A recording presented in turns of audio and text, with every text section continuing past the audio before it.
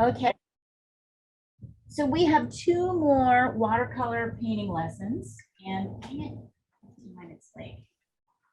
Fine. Oh, whatever. We have two more watercolor painting lessons, and there we go. And we're going to stick with boats because I think boats have a nice structure and also allow us to deal with water. And I know there were simpler ones to pick, but Anik and I were looking at this one and thinking it's got some really wonderful sort of warmth and cools, right? Here's the source. So, and what I like is some are existing within the sail. Others are existing outside the sail, these lights and these darks. So we're going to start. I would say don't really worry about trying to get the people in here. I don't think that's important at all, particularly at the size we're working at. What we're going to do is we're going to practice using these,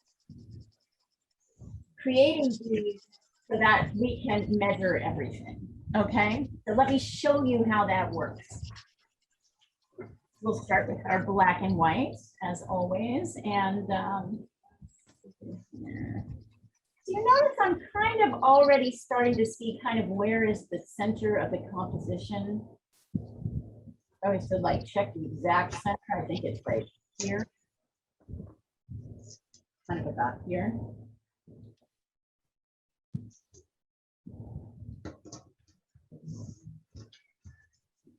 So when we've got a thing with just a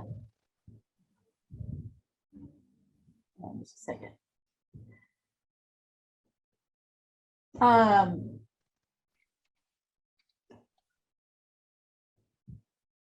Just check.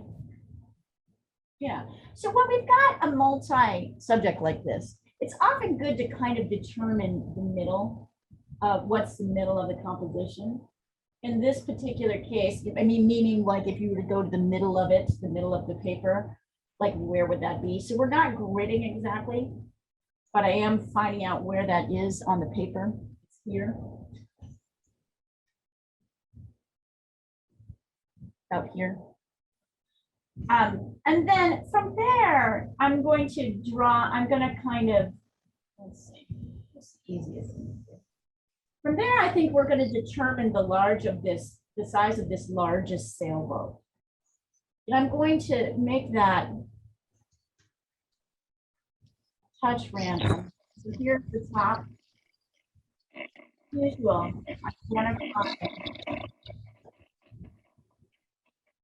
Here's the top.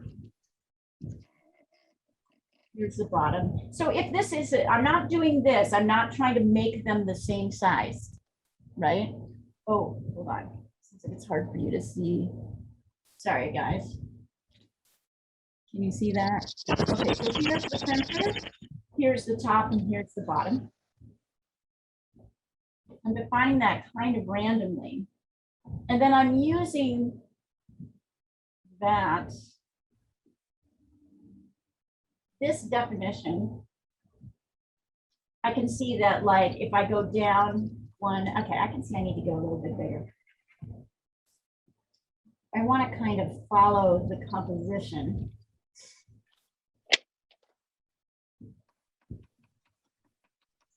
I want to be, if I go down one height, I want to be off the paper a little bit. Sorry. Sorry, it's because I'm kind of determining the length of this. And then this length is going to be how I fit everything else, but also kind of where things go. So I'm going to find the halfway point up here, which is about here. There's a halfway point. I'm checking it. And then I'm going to use this halfway point to measure. You'll see, for example, that this boat behind, which is touching the sail here and comes up above, is exactly half the distance of this. So as I place that,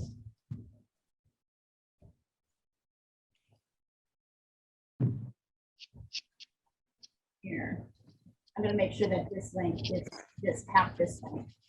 Probably the same here. Yeah, this length is just a little bit taller than halfway. In fact, I wonder if I should really start sketching this. I think I should start sketching just the shape of the big one. So I'm looking to see if there's any other. And the length of the sailboat is exactly half the mast length. So I know, sorry, the boat length. So can you see how I'm using these two measurements to kind of measure everything? So I can figure out. So a lot of you kind of struggled to get the boat length the right width. We either made it too wide or too narrow. So this boat width is exactly half the length of the boat.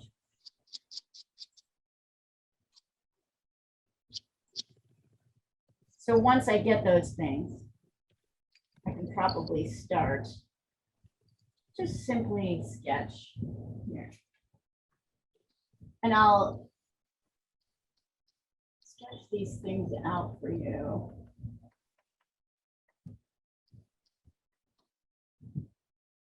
So you can see it. And let me take a picture of this so you can see this measurement. So this is like the center. This is the halfway.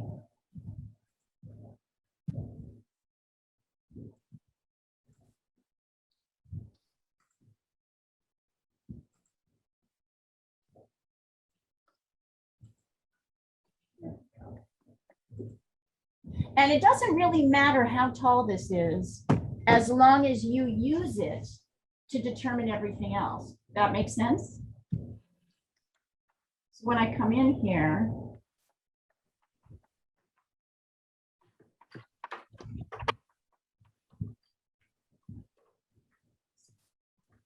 to sketch out not much, just the beginning of the sails.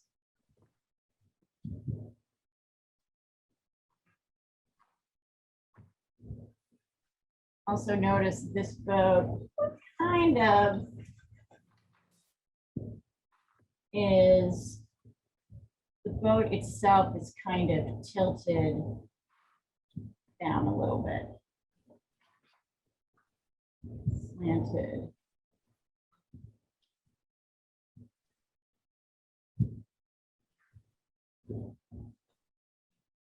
Sorry guys, I don't know why everything is so hard to see this morning.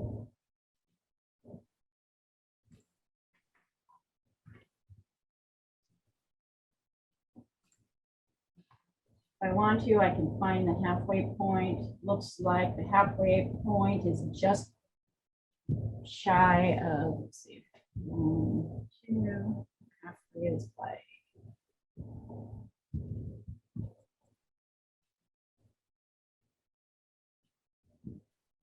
looks like the sail on this side is just a little north of the halfway point. That's so I'd like to see your sailboat, first sailboat, and then we'll start sketching everything else.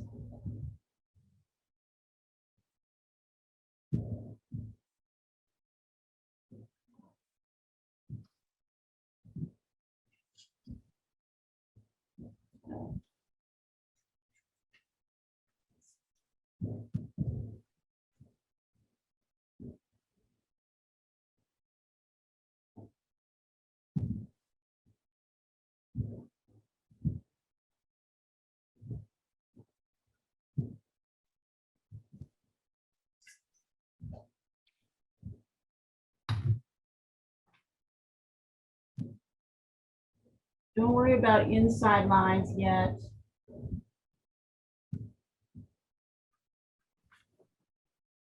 I'll send a picture of this. It's really all we're looking for.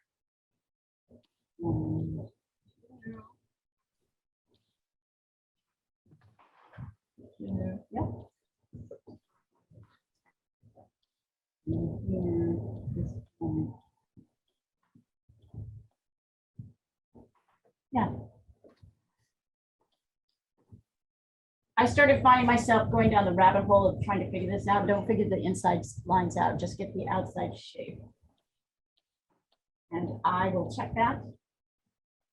I'll take a picture of this.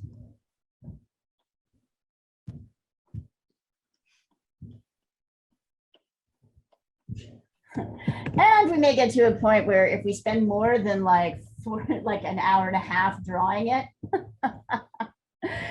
you're allowed to simplify.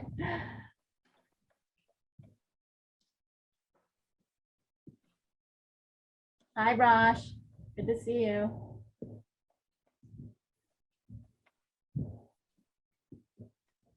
Hi, Christina. Good to see you. So I want you to, so for those of you, I don't know if anybody came in late, essentially, we are randomly deciding the vertical distance from here to the bottom of the boat. And then we're dividing that in half. So you start by making a point here and a point here, and then finding the halfway point. And then you use this halfway to measure the length of your boat. So the length of the boat is half the vertical distance. This is very close. This boat is very close to the center here. This is the center of the paper. Send it on over.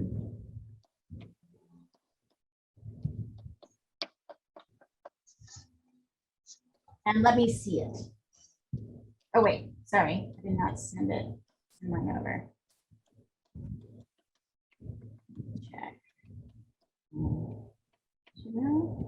Yeah, so Tosh just pull the sail. Oh, you know what? I did the same thing. So pull the sail in just a touch, because as you can see, the sail comes. So I made that mistake too. Don't worry. Right on this side. Thank you for showing me that correction. Good shape. And as you can see, notice I'm making these mistakes too. We'll pull the sail in. Great. Here is our boat. Notice how easy it is to make things too big or small as you're working on them, particularly as we're, you know, what happens is we kind of forget where these things need to go in relation to other things. This is why I'm excited to bring you guys to figure drawing, because I think figure drawing and portraiture, which we'll do a bit of both, is really about that idea, right? It's really about proportions in relation to each other.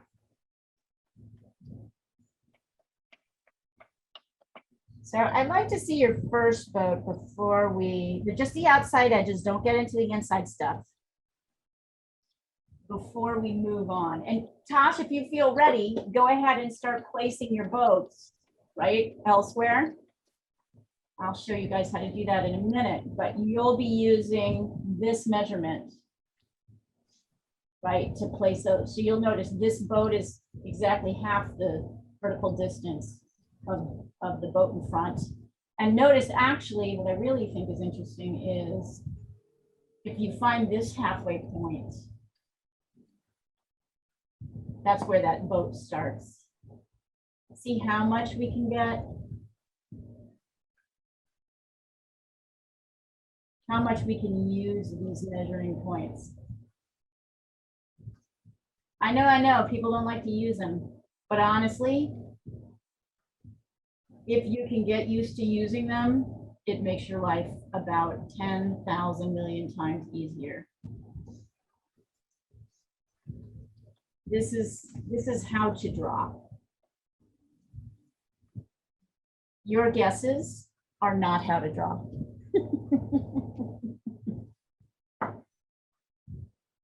Let's see, Julia.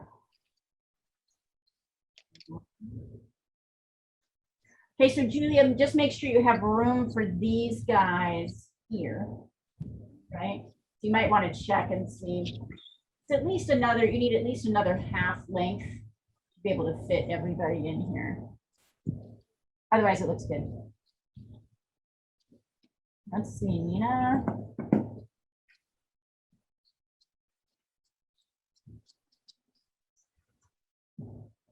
So Nina, this boat is exactly half the distance of this length. You will see that your length is too long. It goes too high. Way too high. Okay. Length is exactly half the vertical distance. Okay. So you do what a lot of people do, which is to make things too big, right? To make things too big, because it's easy to do it. I've done it a couple of times already in this lesson. So I'm not trying to throw stones here, cast aspersions. I'm doing everything that I'm also doing the things that you guys are doing. Okay. So do you think it's easier to make it shorter at the top or at the bottom? No, I think it's easier to make this side shorter. This side is going out too far. If you look at your shape, you'll see that your shape is going out like that. Yeah, it is. It is a couple. So it makes it more sense to correct the shape where you can see the shape is off. Okay.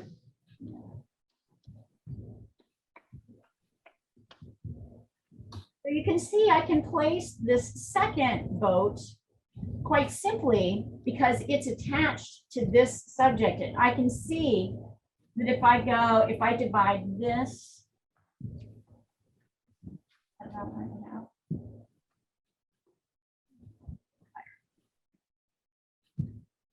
if I divide this distance in half, so this is like quarters really,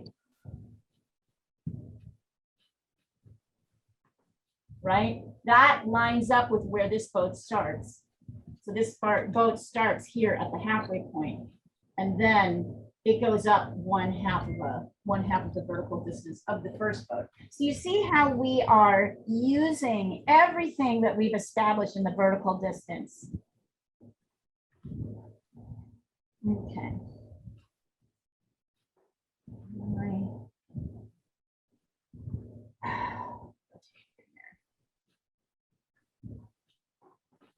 Oops.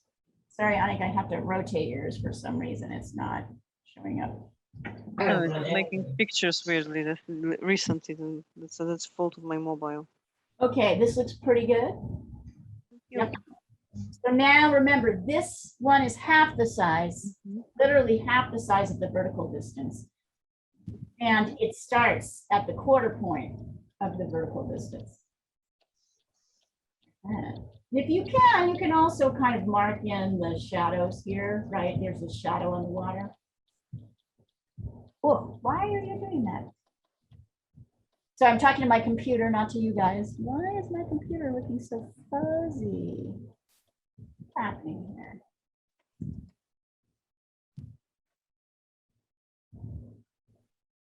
Ah, there we go. Sorry, there we go. So let me send this out.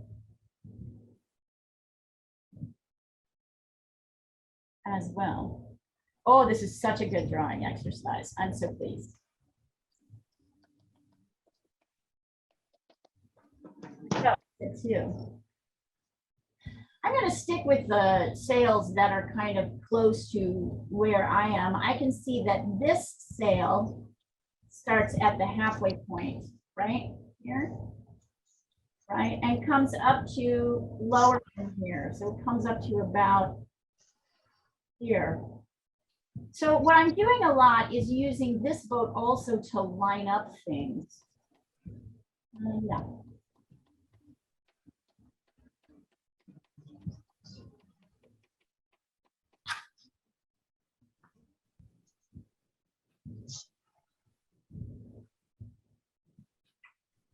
Okay. I'm in kind of a pickle here because I can't really finish this because now I've got to get to this one. So I kind of go from here, and now I'm going to go to here.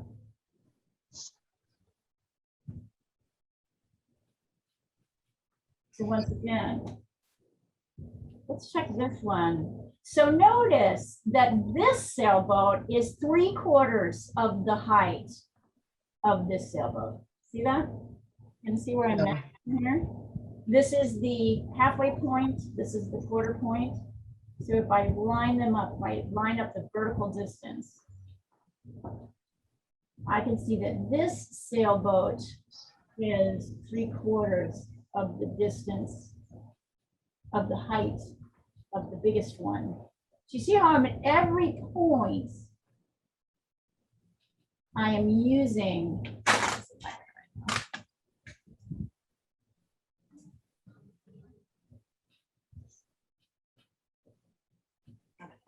So if there, I don't get this at all. I don't understand anything. I'm completely drawing blank. I don't understand the measurements. I don't understand anything. I'm going to go back to the beginning and I'm going to review it for you. You determine this distance. Did you get that? On your own. You determine this. You decide how big you want to make that. This one Okay. here to Yeah. here. Then you divide it in half. Yeah. Then you divide it into quarters. You can do that by looking at it. You can do it by measuring with your ruler. Then you use this vertical distance to check your measurements against everything else. That's how this works. So this is half the vertical distance of this. See that? Can you see Yeah. it? All right. So this distance becomes half the size of this. So I can do a little start and a little end point here at the halfway, making sure I don't make this big. This halfway is half the vertical distance of this whole boat here. And this boat starts at exactly the quarter point. Does that make more sense? Yeah. Okay, so that's what we're doing here. And everything that I'm doing, I'm checking against these quarter points and these half points. I know it's a little bit tedious. After a while, you will not understand why anybody would want to do this any differently. I'm using my measurements to show me where I put everything else. Here, I can see, right, that this sail starts just at the halfway point of here, right?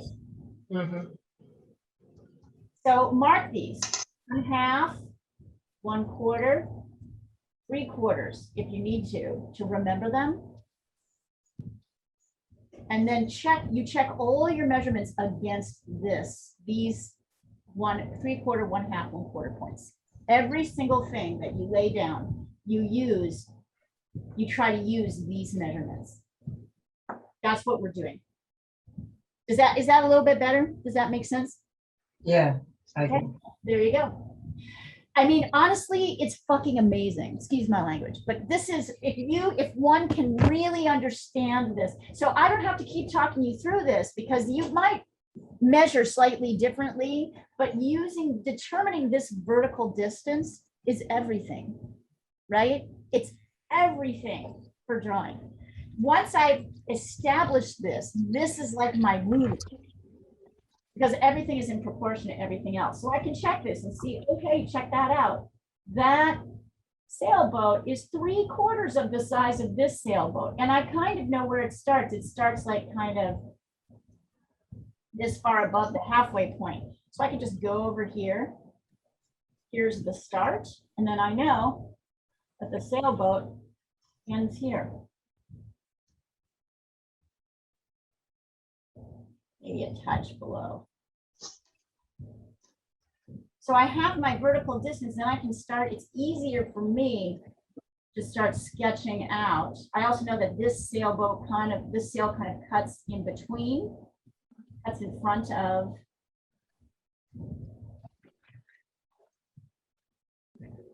that sailboat. So you see, I can start to, because I've established a distance, I can then use that distance to establish it.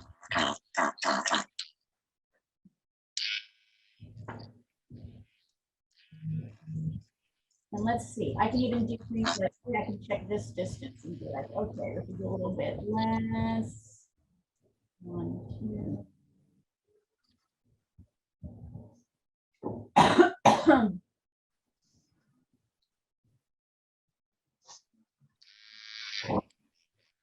I hear that electric race. Fine.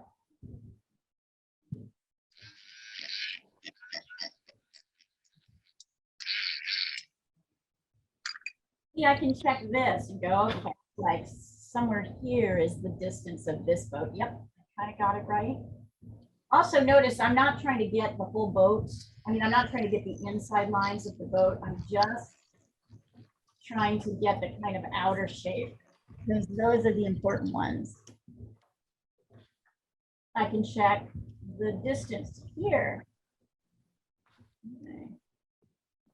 Yep. I can kind of see where these hit in relation to each other. Technically, I probably should have done this boat first, but I liked the measurements of this one better. I should have done this one first because it's the one that's in front. So my technical rule to you is draw the one in front, but in this case, we didn't do that.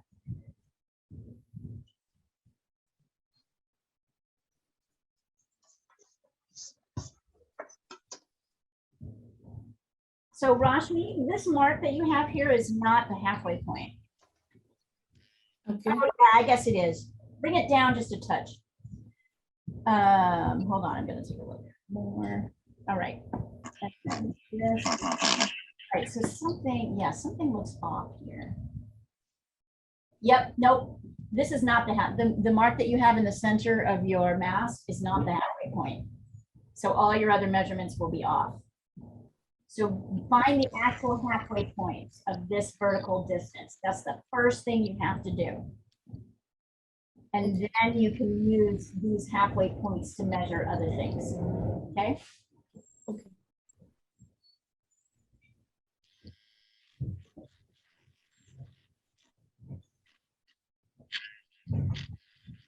Oh, shit. There we go. Okay, let's see. So Tosh, you're not paying enough attention to, this looks great, but you're not paying enough attention to the shapes of the boats. Pay attention, this one has a slight slant up. Now I probably guilty of slanting it too much. So somewhere in between is where you and I are, is where we are. Here, like that, it's kind of more like that. Right? It rises up a little bit less than how I had it, but a little bit more than what you've got. Yeah, that looks pretty good. Yeah. Anik, let's see. Anik, this already, I can, and here's what's interesting. Yeah, you know, and I saw it when I started talking to you about yours, Tosh, so don't worry. It's like this is what I'm saying. Hang on, for some reason I need to rotate every one of your pictures so I can look at that. All right. This already looks too big to me, but maybe I'm wrong. Oh yeah. So Ani, your boat here is as tall as this boat in the background. Check it. It may be. So this needs to be a 3/4. It's a little bit more than 3/4. True. It's a bit. This needs to be 3/4. So this needs to be brought in, and I would say, like a bit. From the, yeah, enough, right? Enough. Good job, though. We're getting there. All right. And then, why am I on you guys about this? Because I want you to learn this method. It might be painful now, but I promise you, you will thank me later. And then you'll look at other people struggling and be like, I don't even know if we can have a conversation until you know how to properly measure. I don't even know if we can go there.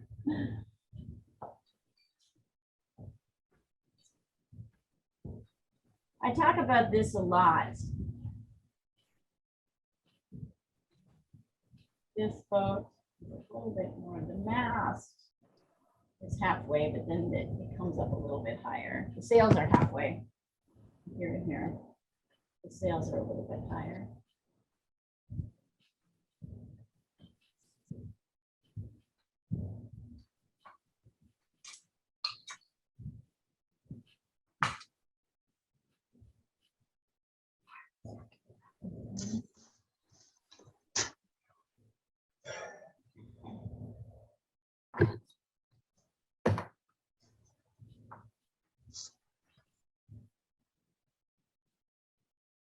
the real thing I want you to get out of this is how wrong we are about how big we think things are.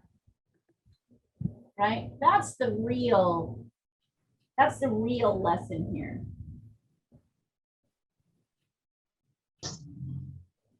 Is how big we make things and how wrong we are almost always. We're always, so that's when we're learning. That's why this measurement stuff is important, because it helps us learn in a better way than gridding does, because gridding doesn't really show you how to correct the problem.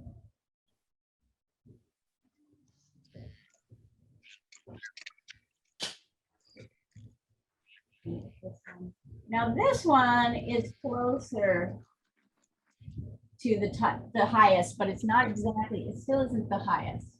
It's not as tall as this boat. So we need to do that in relation.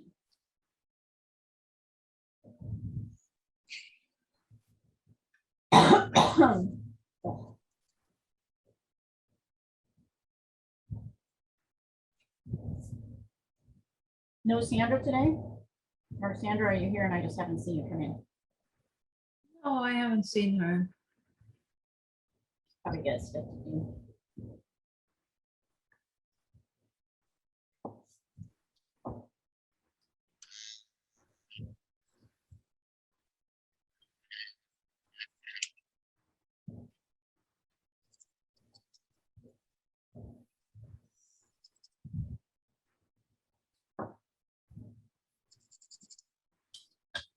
Now here you can see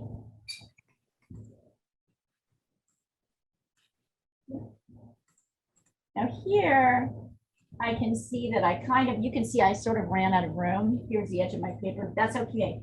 But I have to keep that in mind as I start copying this.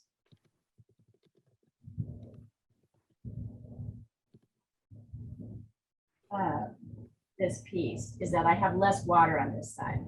Really, my boat stops and ends at the sail.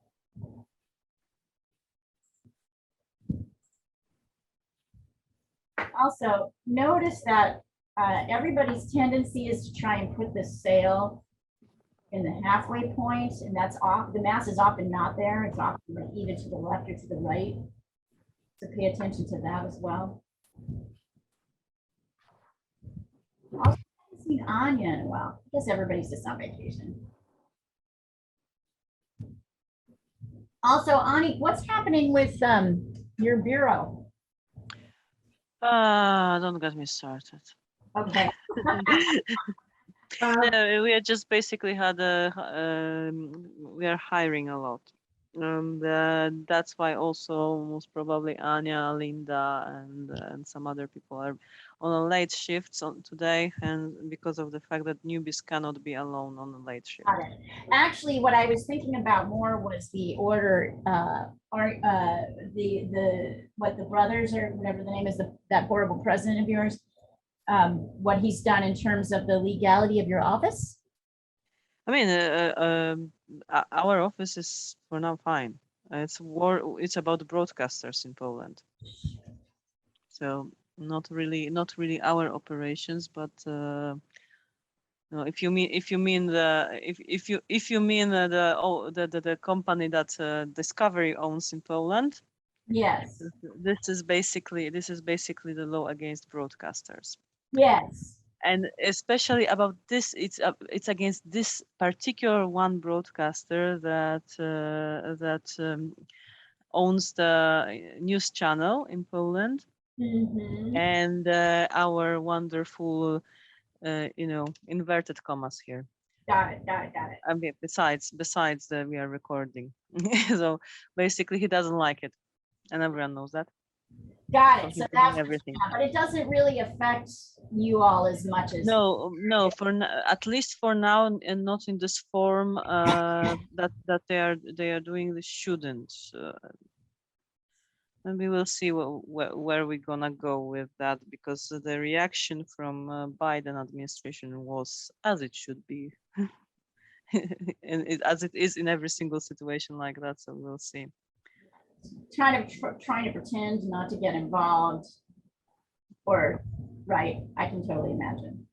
No. They sent very strong letter, and so Oh, did they made Oh, they good. really made strong response to that, to the protection of the freedom of speech and American interest abroad, because this is for Discovery, it's several $billion investment here. Right. So Right.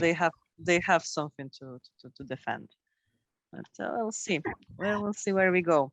Right now, yeah, fine. No, you're fine. Good. All right. Oh, so this is what I wanted to point out to you guys. Look at where because I wasn't paying attention and I was just working on this boat, I did not put this boat where it is in relation to the other boats, right? I put this boat down at the end here at the bottom of my paper, but that's actually not where it is. So notice I sort of belatedly noticed that I put it in the wrong spot. And I can tell because I can tell how this sail relates to this and where this boat is in relation to this boat. So I had to move that up. So I want you to notice what a big deal this stuff is, how easy it is to miss things if you're not paying attention. And notice that the other thing I'm doing, as I can see them, is sketching in just kind of briefly the shadows in the water. Just the outside shapes, not too much.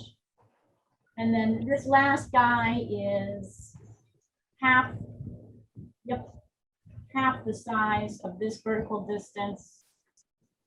Try to keep over here a little bit.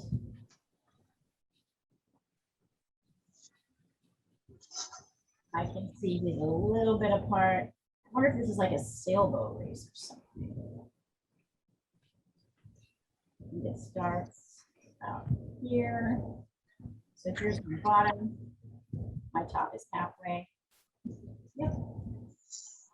Everything is in order. You'll be like, if you can get this, honestly, this is the hard part.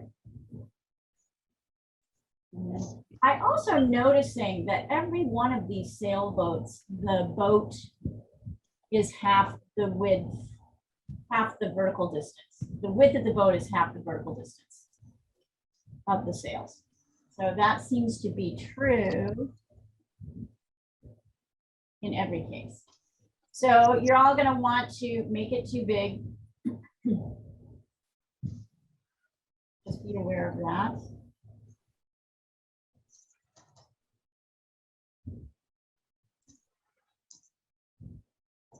Things are smaller than you think they are.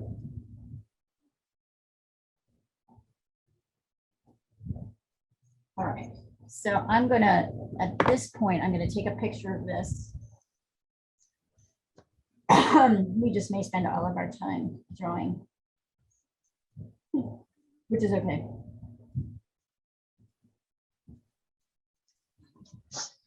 All right. If we spend all of our time drawing, I'm okay with that. We have one more class in watercolor, so we'll just watercolor it next time. And then I'll give you guys some options to try your own boats.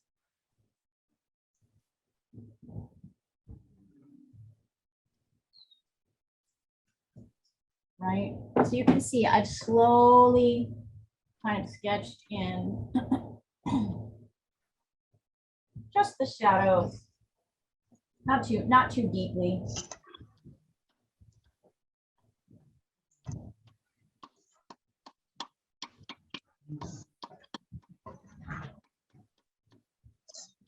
If you can get these boats to a place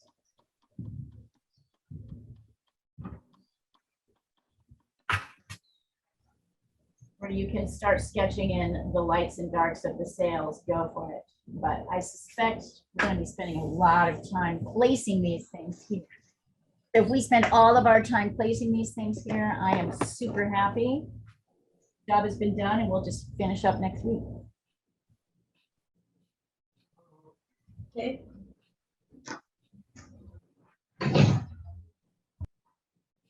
You know, I have told you all many times that I am not a drawer, I'm a painter. But look at how much time I make you spend on drawing. Because if you don't have the drawing, you don't have the painting.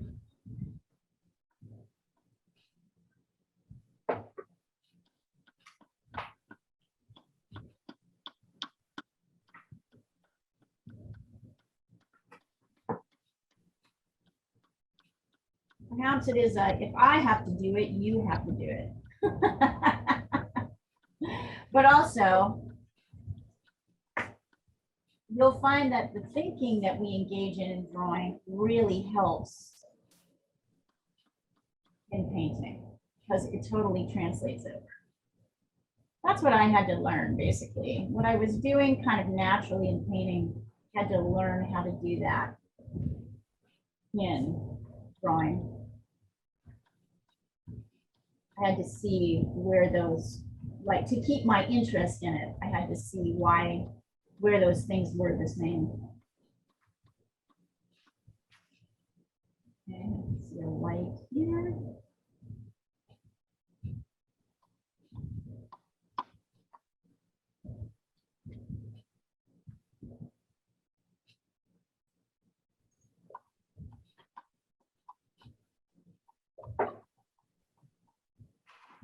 Okay.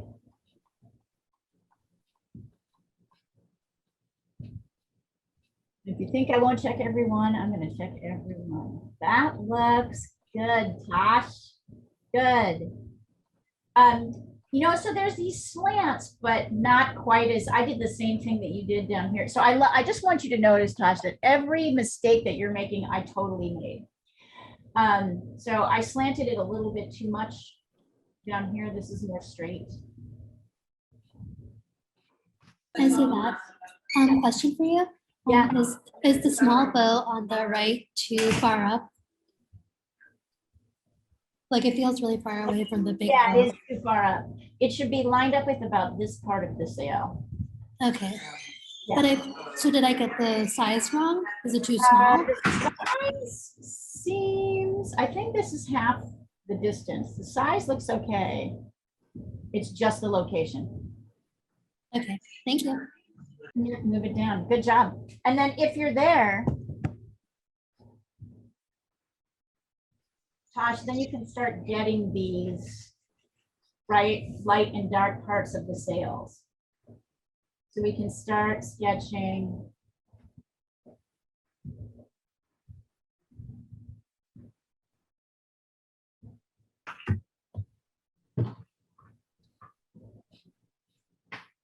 There's usually two sails. By the way, they're not always the same distance. Oops. It's funny. A lot of these boats are kind of at a slight angle, either up or down. Easy to miss that.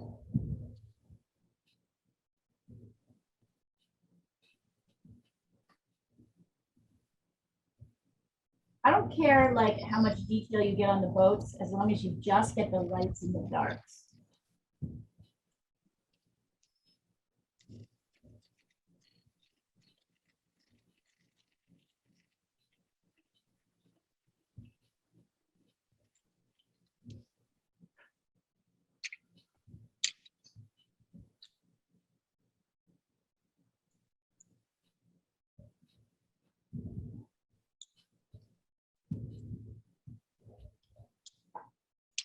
Notice that these patterns that we're obsessed with creating, they come out when you get tired and you stop looking.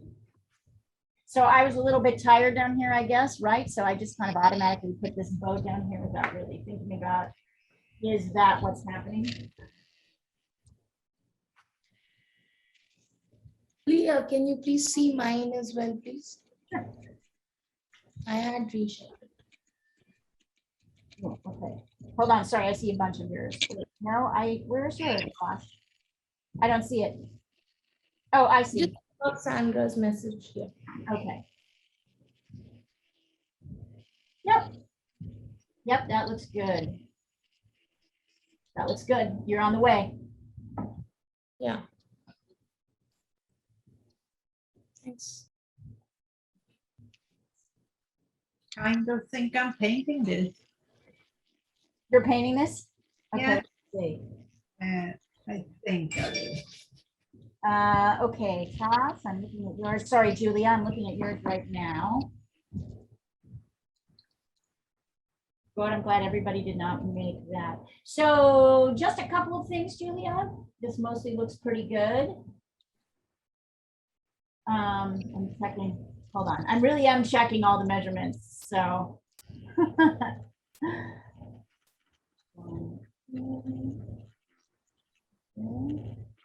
So this one, Julia, is a little bit straighter.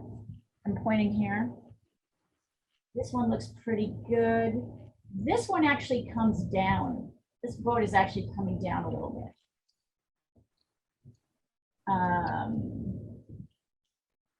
And this boat,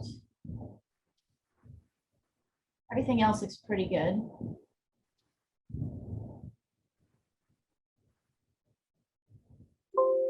Yeah, looks good. Nina, interesting. This looks pretty good. I have it, but I can see where you went crazy big. Here, hold on. So this one is 3/4 of this one. All right, so Nina, this boat is too big. Oh, okay. So what's happening is you're just not measuring. You're trying to guess and you're not right. Not just you, no one's gonna get these right. So I really want you to measure the top and the bottom.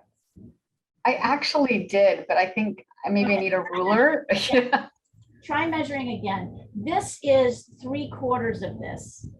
And see here, you'll see a little bit more than 3/4, but this boat is not as tall. This boat is not as tall as this boat. Yeah. Otherwise, Okay. and this boat,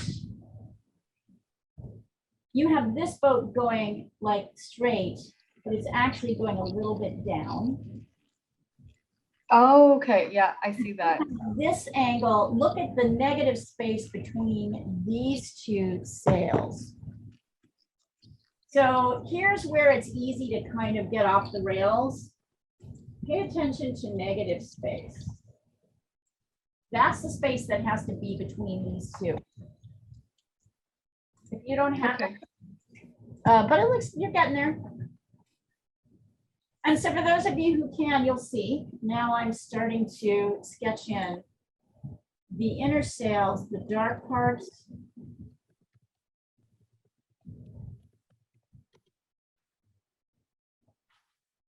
Interesting.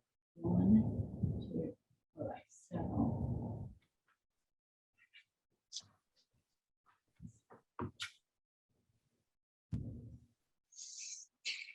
Almost none of these sails divide in the middle the way one thinks.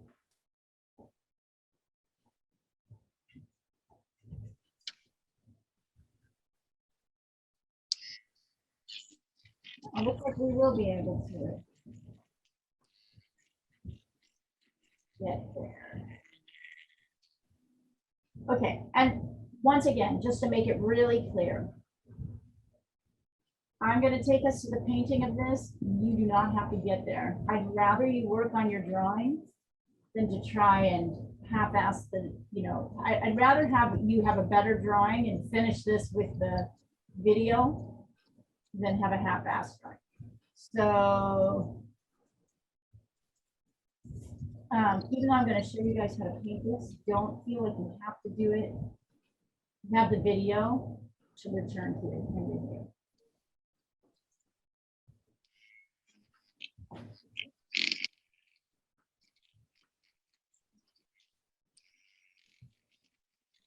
So you'll see these sails have some lovely lights and medium. There's some really lovely light and medium area things in the sails. And also, don't feel like you have to get too detailed about what's happening in the boat. No portholes, no people. This is really a light and dark exercise. So as you can see here, I'll send this off.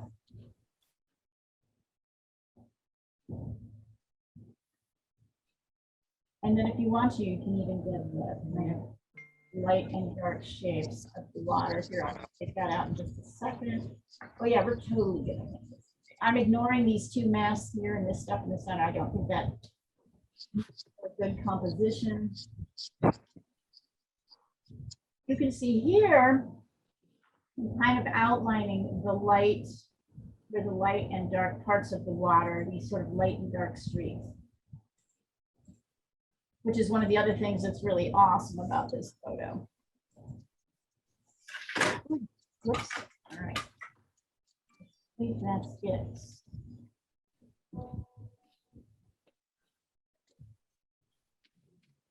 Notice that the direction of the sails really does indicate kind of movement of the boat. And that's why we're paying attention to it, right? That's what creates a kind of dynamic picture. Here, I'm gonna take pictures of this, which is kind of where we want to be to. And by the way, if you think I'm tough on this whole drawing thing, I knew a guy, when I lived in Hungary, Budapest, I knew a guy who was studying with a really famous Hungarian painting master. And he'd been studying with him for 4 years, and that master would not let him paint. He was drawing for 4 years. The master wouldn't even let him paint. He was like, nope, until you master drawing, you don't even get to go to painting. So That's normal, actually. If you're in an atelier environment, it's normal. You don't draw the first year or two. I mean, you don't paint the first year or two at all. Thank At you. all. Absolutely. Totally normal. So if you think I'm being mean, it could be much meaner. I will let you It's paint. not mean though. It's not mean. It's doing it properly. Yeah, exactly. I'm interested in doing it properly. As I'm sure you guys are too, otherwise you wouldn't stick around. But like that's, I guess I'm just giving this to you for scale, for, okay, let's see, part of the, oh, I see. So in that particular case, Anik, why don't you move it forward just a little bit, the orange boat? Go ahead and move it forward just a little bit, just so you can get the whole. Right. Yeah, so it will, now you are changing the composition, right? But you're intentionally changing the composition, knowing what you're doing. Knowing that you're doing it.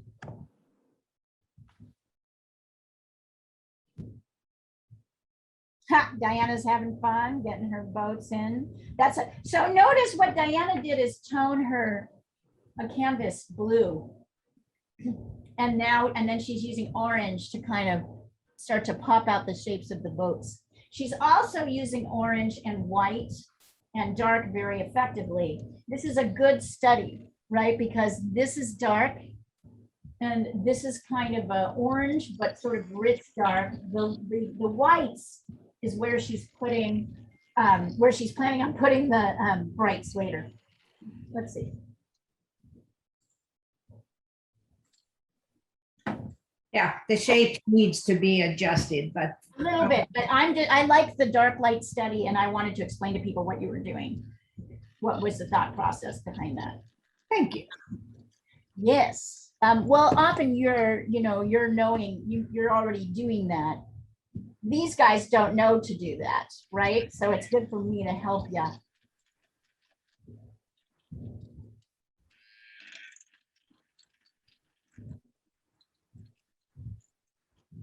That's all right. That was the thought. Yes.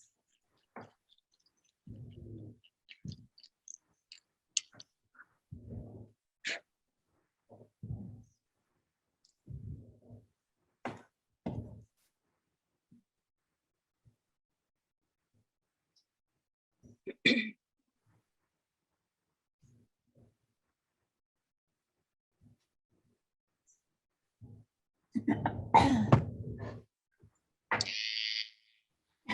just love the sound of that pencil. Oh, I'm sorry. I should go on mute. I apologize. Oh, no. Fantastic. I love it so much. Oh, you like it? I love it. Okay. All Tell right. me if I'm obnoxious. I'm sorry. Okay. No, you're not. That's the state of mind.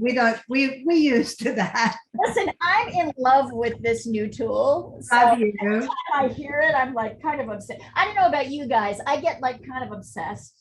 I think we all do. Actually, You do. we know that about you guys. I know you all get obsessed, and so do I. And it's like, and so does Jessica. And obsessed with like, right, like the tool is really, really fun. Here, hold on. I'm going to And by the way, we're going to be working in charcoal tomorrow, maybe a still life, maybe a scene, a boat scene or something like that. We'll see tomorrow. Yeah, we're graduating to painting right now, Tosh. In fact, we've got an hour, so I'm going to start doing that. Really good. I know it was a good drawing exercise, wasn't it? Right? Like to help you pay attention to details, not get too crazy, but also, yay. Yeah, I mean, we often spend like that much time. And here I'm going to make sure you guys have this because I'm now about to move us to the color copy.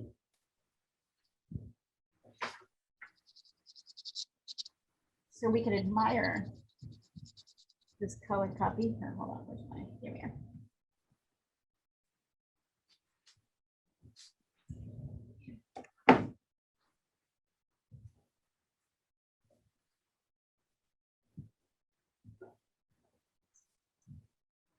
Okay, gorgeous, right? So this really isn't about all the letters and the numbers and the people and the portholes. That's not what this exercise is about. This exercise is about lights and darks. So I want you to kind of eliminate from your mind that you need that much detail more than basic lights and darks. And as usual, okay, let's see. Oh yes, and I need, so here's my palette. I need paper. So I always like to have a piece of paper. Oh, I have sketch paper around here somewhere. No, I just use scratch, like computer paper, scratch paper. Down here for testing, I always have some of that. Yay.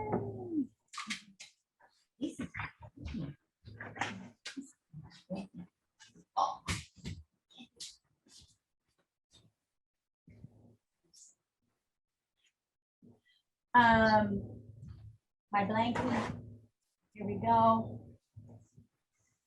I'm going to start by getting a little water on my paper towel and cleaning my palette off so that my new colors that I mixed don't get mixed in with my old colors. I know if I mix too many colors together, what do I get? Gray. Gray, right? And sometimes gray is helpful, but no gray. And this is so funny. I wonder if Sandra heard us talking about her psychically, because she just sent a note out saying that she's not in class today. Well, she'll see us next week. So awesome. I love it when that happens. All right. So I have, here I'm going to pop this up so you guys can see this. I am going to add a spotlight. Where am I? Here I am. Okay. While you're all still working on your drawing, I'm going to add the spotlight for a second, just so you can see the setup here. I can get that computer oriented in the right direction. Give me a second. So there it is. No, come on. There. All right. So I've got this water here and brushes. And then I'm constantly kind of dipping in the water to clean out my brushes and get things, right? So you'll see me reaching, this is what I'm doing. There's like a water cup and several brushes. Let's go back to this. I do a lot of this work. Now, I get a lot of questions about brush size. And one of the things I want to make really clear here is this is ultimately going to be your decision. Your brushes are the brushes that you choose here are part of your voice as an artist. So you're gonna find brushes, like I, for example, do not generally hate brushes with a scalloped edge. Hi guys. I don't, hi Sandra, there you are. Sorry about this. Changed her mind. Well, she had an appointment, but she managed to get done with it or something, I'm imagining. Yeah, it was a woman who specialized in cancer recovery. So even though it was last minute, I had to take it. How was it? Good? It was okay. The idea is because I don't have any energy at all. The idea is that if this get me fit again and give me more energy. Wonderful. And are there vitamins and things like that involved in that? Like I'd imagine B12 would be good and D. and all- So they didn't say, but I take a multivitamin in the morning now.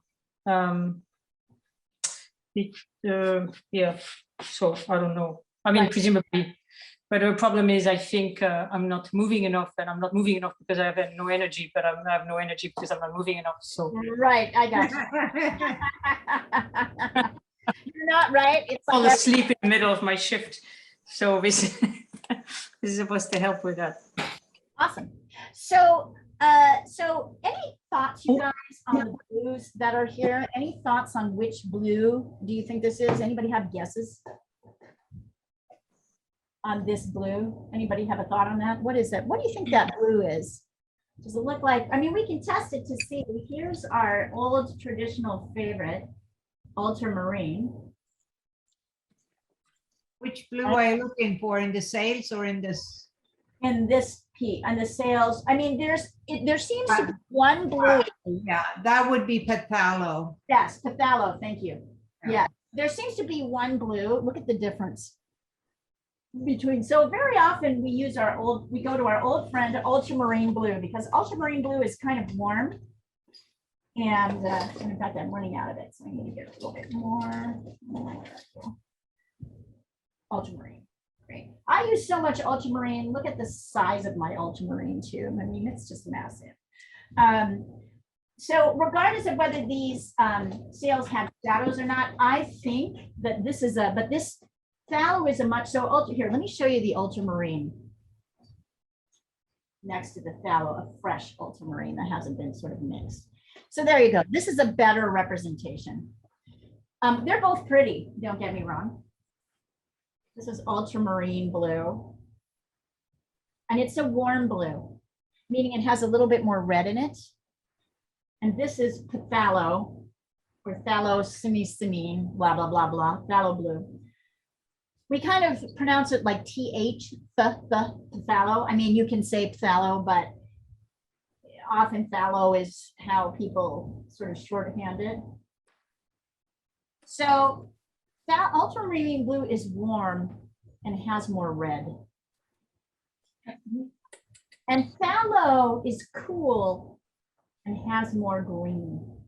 Yeah, there is a phthalo blue with red shade too. Yeah, but it'll still look right? Like absolutely. It'll probably look a little bit. So they'll always find red shades, red tints. Golden has a lot, particularly. This phthalo. But just as a basic understanding, I want you guys to look at this blue and understand the difference. And do you know what I mean when I say warm and cool? Does that make sense? Here.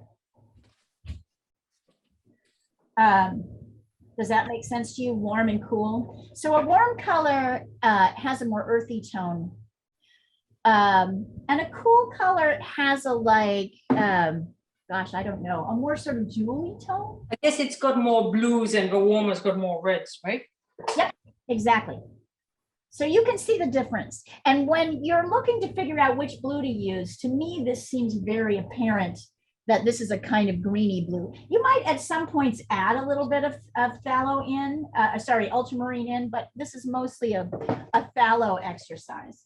So as we're starting with our shadows, we're going to get a bit of phthalo here. I can also see that if I just put phthalo down, that's not exactly what's happening here.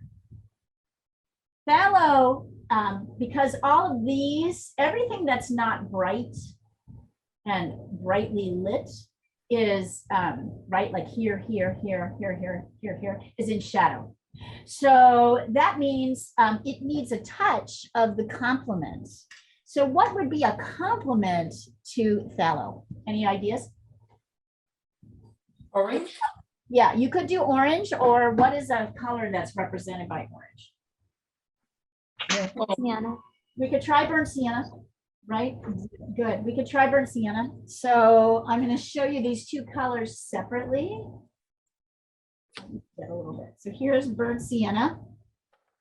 Like that. So here's phthalo, here's burnt sienna. And if I mix a little bit of burnt sienna, not too much, but a little bit in, I get this nice, rich, bit more. get this nice, rich, dark blue. Look at the difference, right? So I'm going to show you this mixing. This is phthalo plus burnt sienna equals shadow color of the sails.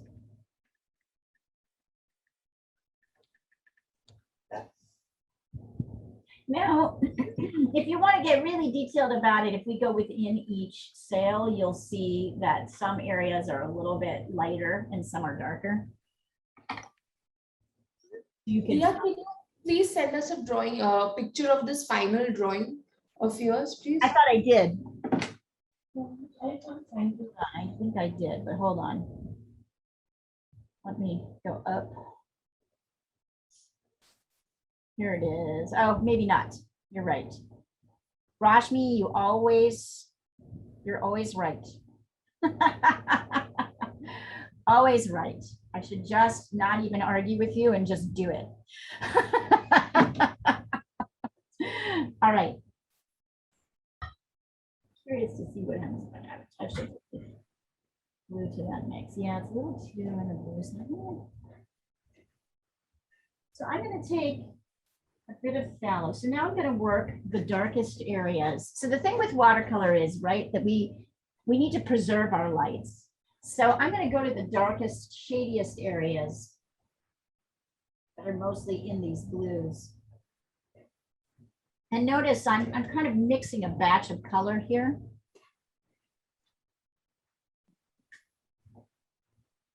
Which has a little bit of burnt sienna, phthalo. See how it's kind of pooling down here? Even if this dries, I can reactivate it by making it wet. All right. And without going too dark, because if I go too dark, I can't sort of really build back up again. I'm going to go in and start painting my first layer of color.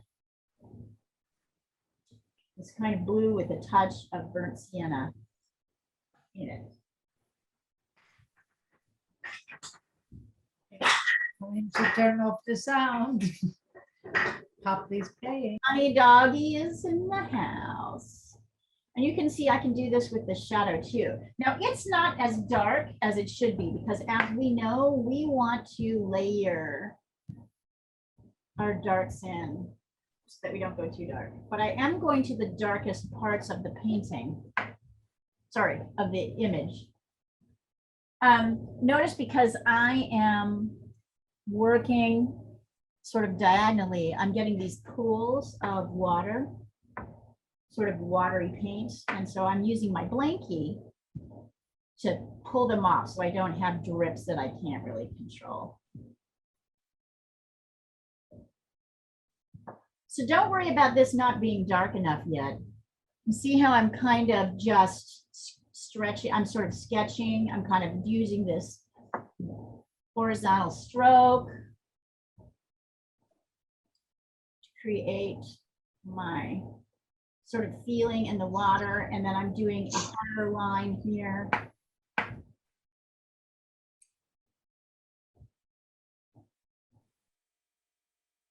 So everything is being done with this blue. I'm going to layer other colors on top of it, but everything is really being done with this blue. Blue and burnt sienna. It's not just blue, burnt sienna. Okay. And I really am just going to the areas that are like really properly dark blue. So this is a different blue or a lighter blue. Let's see back here. Pretty dark.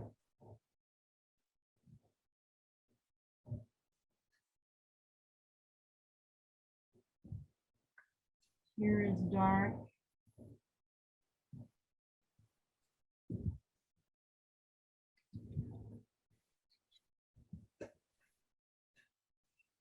Sort of here in the shadow. Notice this shadow isn't all darks. So notice I'm not getting dark everywhere on this shadow. I'll send you this so you guys can see it. Yep, here.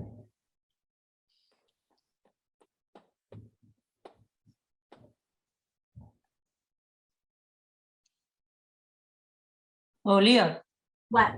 for recommending that group on Facebook. What's that? Thanks for recommending that group on Facebook. I'd heard of it. Oh, yeah.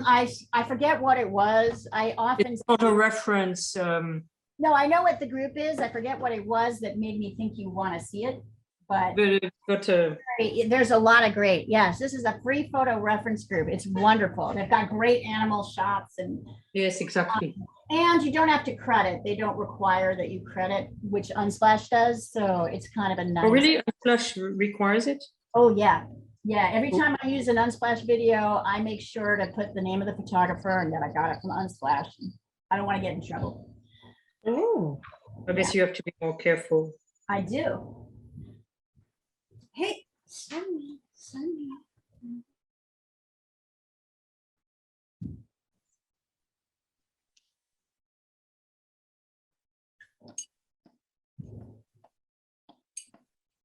I'm having to kind of imagine what this boat's reflection looks like, but it's mostly in the shadows. So here, this boat has a little bit more orange in it, but I'm still going to start with this base layer of blue.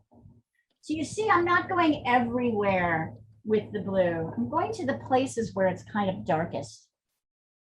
And when I'm done with that, and in fact, I think I can pretty much go here, because notice what happens as it dries, it gets lighter.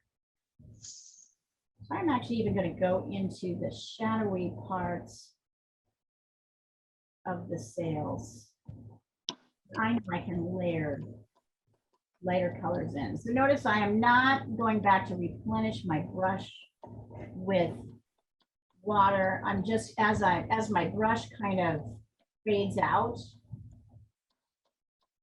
I'm going in and adding bits of blue. Everywhere else there's blue. Because I know I can make this darker later. So I will send you guys this mix. So this is all phthalo blue and burnt sienna. It's not just phthalo blue. Let's see, hold on. Christina, I'm going to take a look at that in just a second. I'm going to take a picture of this first. Phthalo blue and burnt sienna.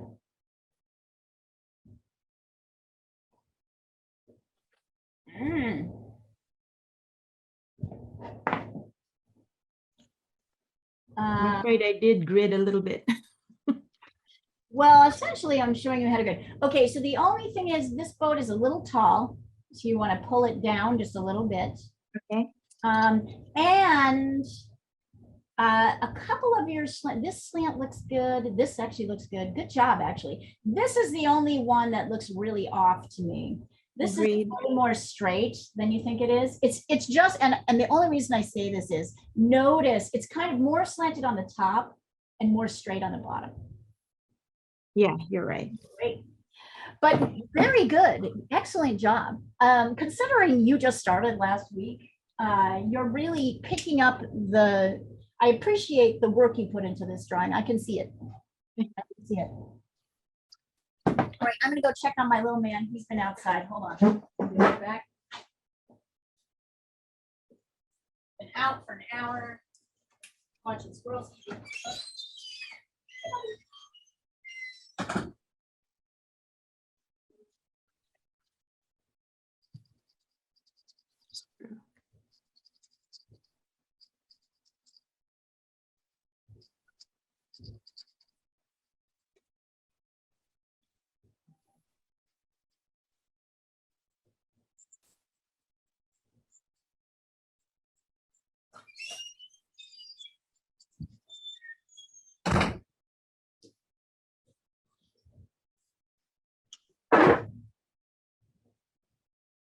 Come on up. You want to say hi, man? You want to say hi? Hi. We'll see how he does. He has been outside. He gets kind of hyper this part of the day. Hi. Is he still very bad? You know, he's getting better. He's getting better. I mean, he and Muka can now exist without like a minder for a significant part of the day together. They can coexist. Cool. Yeah. She's Alright. better about like kind of specifying him, but he gets bored really easily. And the moment he gets bored, that's when he starts like swatting at her or tearing the shit out of something, or you know how it is, like running all around and being annoying, crying for attention, like that kind of thing. So he's a funny, but he's become very oriented to people because Muka won't really give him much of the time of day. It's really fascinating to see like the variations in cat behavior. Oh, Kitty, no, don't do that. See right there, he was just, so it's hard for me to tell. I have oil paint up somewhere, not a palette or anything, but tubes. And some of the jars are open. He wants to jump up on that and, you know, just be a little bit troublesome. Wait, here he is. I think I can show you him. Here, I'll add my spotlight. And then you'll see. Here, I'll switch the video. There he is. Oh, wait, nope. Oh, there he is. There. Aw. He's got very nice coloring. Oh, look, he's looking for trouble. He is. See, that's what he's doing. He's like, He's looking for trouble. he's getting into things and generally, Uh-huh. like he might have to go back outside. He's actively looking for trouble. Yeah. Shelf where you've got those paintings. But he's a fantastic cat. He is. I will not lie. He is a great, absolutely hilarious creature. Does he sleep with you? You know, he still sleeps in the studio because he gets really wild. You're not afraid he's going to get into things like chemicals? No, he doesn't. Time has taught us that like the studio is like at about 11 at night, he gets so crazy that no one can get anything done. So he gets put in the studio then and he goes to sleep. I slept with him last night because I had a cold and I didn't want to keep my partner awake. So I actually would sleep with, and for the first year I slept with him in the studio. But now he sleeps by himself. He seems like totally fine. Like he seems to be fine with it. Last night I was with him for the first time in a few months and he was like, all right, hey, whatever. But my boyfriend is a stagehand, so is often sleeping during the day and working at night. And all day long, he and Rob sleep together. I love Cute. cats, you know, when I had to do the overnight shifts. So I would go to work at night and they would sleep and then I'd come back, feed them, play with them, and then go to bed and they'd come back and sleep with me. Mm-hmm. Yeah, so all day long. And they do kind of similar.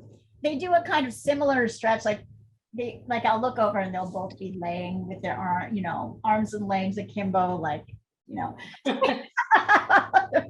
It's really cute. So he gets his stuff. All right, I'm sorry, I'm like yabbing and not looking at what's happening. Okay, Ani, that looks pretty good.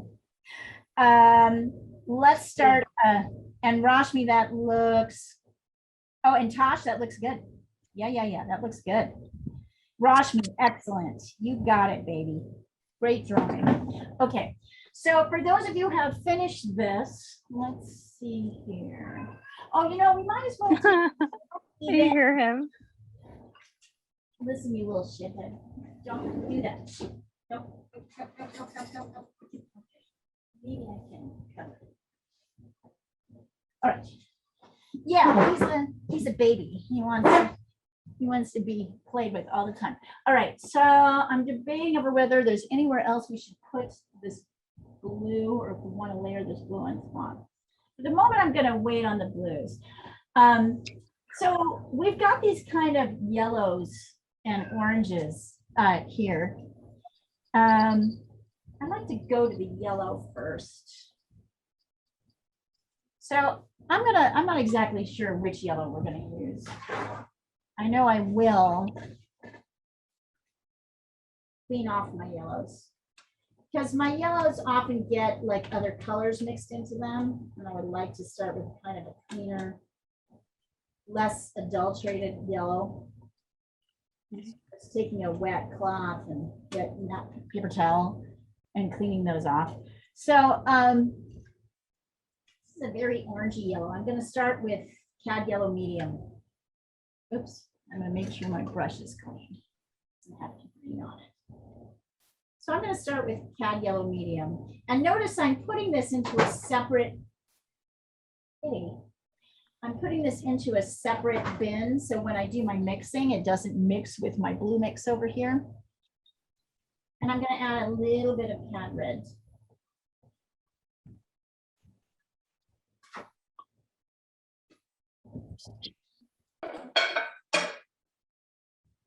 I like that as a base mix.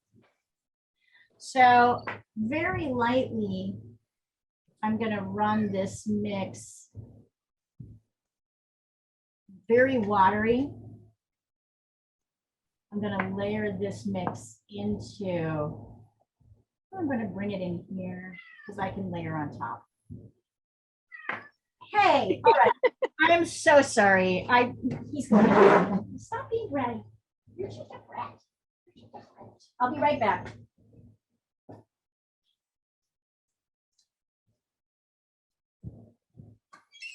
Oh dear. Here, hold on. I'll show you. He wants to say goodbye. Aw. Bye. Here, hold on. Bye, Hermes. Have a fun day. Here we are. Here, hold on. I'll spotlight. Come on, buddy. Don't be an asshole. I did talk to him like that. No, it's a joke. He's no, he's a good. He's like, bye, everybody. Bye. I love you. I'm a pain. I'm being difficult. See you later. I'm gonna go outside and watch squirrels and TV. Looks like he's gonna bite you. Fun painting. Yeah, he doesn't actually. He's pretty gentle. He pulls his tongue. Cat is nuts.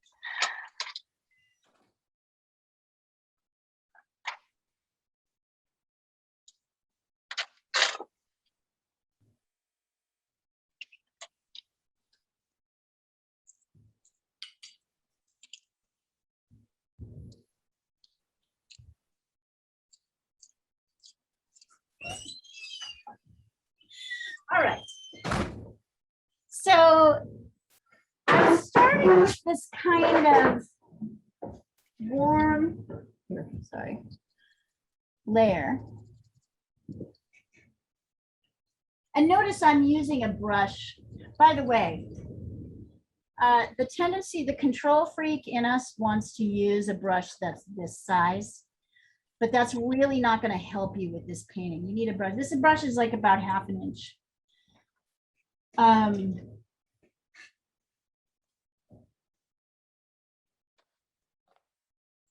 Yeah.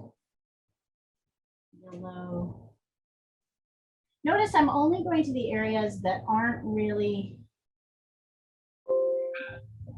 I'm adding a little bit more red coming here. I'm going to the areas that aren't shadowed. So I'm trying to get those separate. These are really interesting. We're going to leave these bits until last, because I'm not exactly sure how to do that. But where we are going to get a lot of color down at the beginning is in the water. So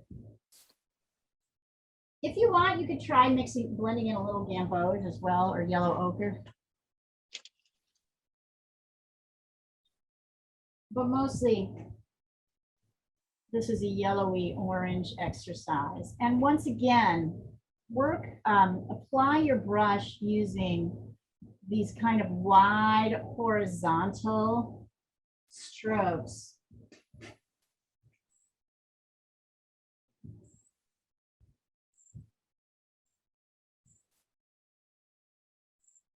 That have kind of sort of soft edges. We're always going to be lit. We can always go darker, but we can't go lighter. So that's the thinking here as we're starting to layer in these. And some colors layer better than others. I know there's a lot of blue down here, but we're gonna start with kind of a yellow, layer it in sort of in stripes like this. And then we're gonna put blue on top of it.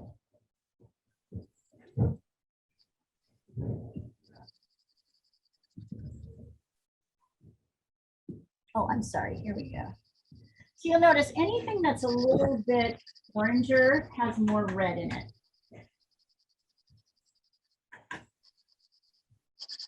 So this, I added more red to make it a little bit more orangey. Even kind of bring this in. See how as I add the yellow into the edges of this blue, it doesn't exactly, I mean, I can't kind of get that yellow light. It looks fine where the blue is supposed to be. This is why I add the blue first, and then I put the yellow in as the top layer in the light sections.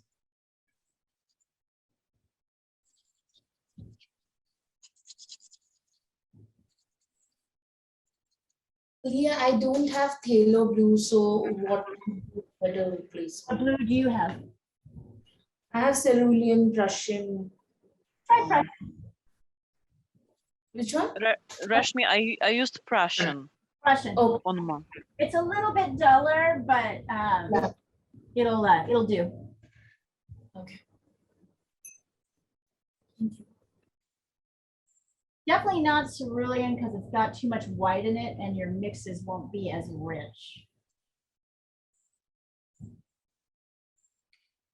Just looking to see if there's anything else that I want to get.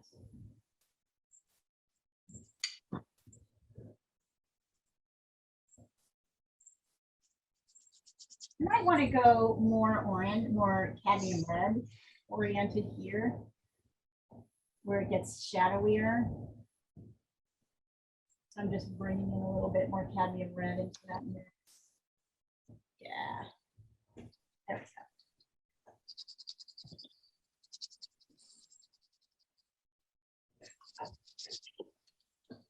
Nice, Julia, that looks great. Hey, Diana, that looks great. And don't let Frank talk you out of it. This is a great portrait. And it's actually a very sensitive and like kind of nice one. And he does not look ugly in this portrait. I don't think. I think this is a wonderful portrait of him. Nice, Julia, beautiful.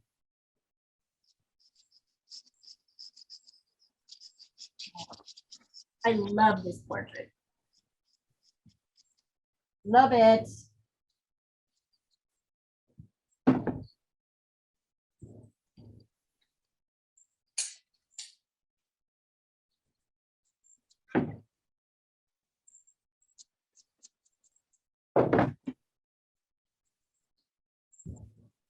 Okay, we're gonna go a little bit longer. I hope some of you can, I hope you can stay with me so that we can finish this painting.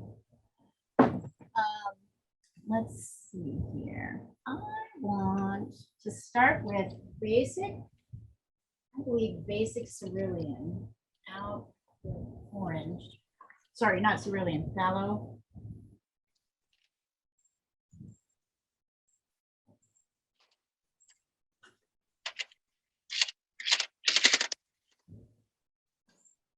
Yep, that's what I want.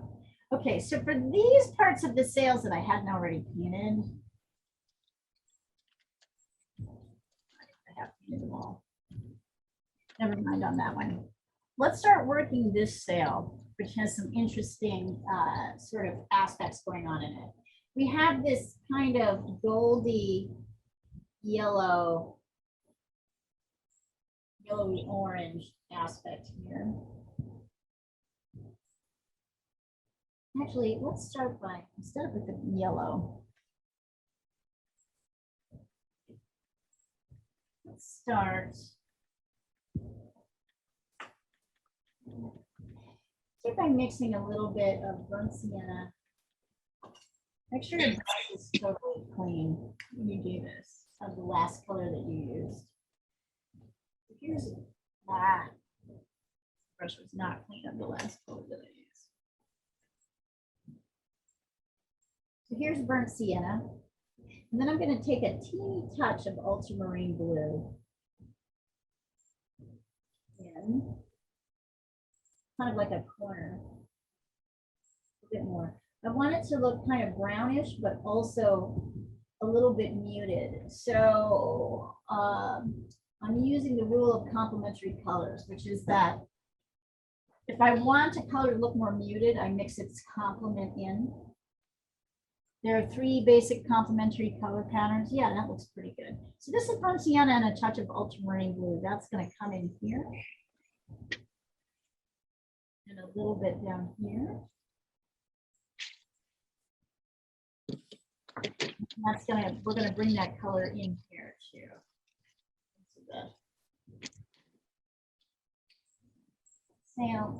So complementary colors there are 3 complementary color pairings. There is purple, yellow, red, green, blue, and orange. You will notice they are often sports teams and other things.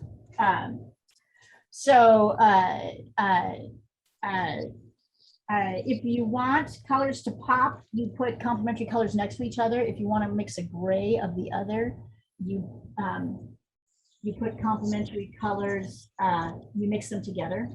So ultramarine, burnt umber and burnt sienna can read both as red and orange. So they could take either blue or purple or green in there when you want to mix them. And then this is fairly dark. So I'm going to take burnt umber, the darker color, and ultramarine blue. Mix a kind of deeper, darker shade. Right, this little area. Ooh, that's pretty dark. Hold on. You'll notice I use my blankie. Oh, it's a little more brown. I use my blankie to lighten things a little bit if I get too dark.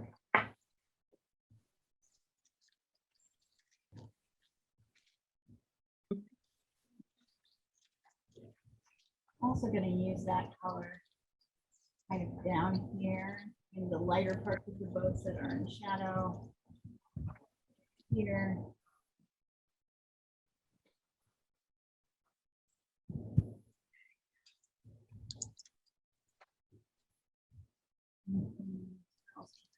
I can use this burnt umber and ultramarine blue mix in like the deepest shadows. So you'll notice that like underneath the boats, there's often a core shadow that's darker and there's kind of a shape like here. Notice I'm using the edge of my brush to be able to make a sharper line. So here things get a little bit darker and they kind of lighten out here. Masts can often be darker.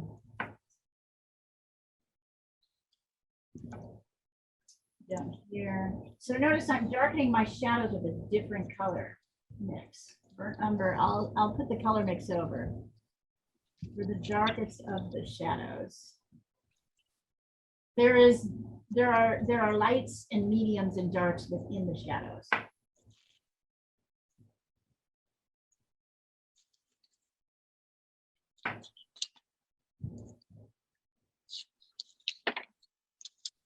So see kind of under the boats, it gets a little darker, richer.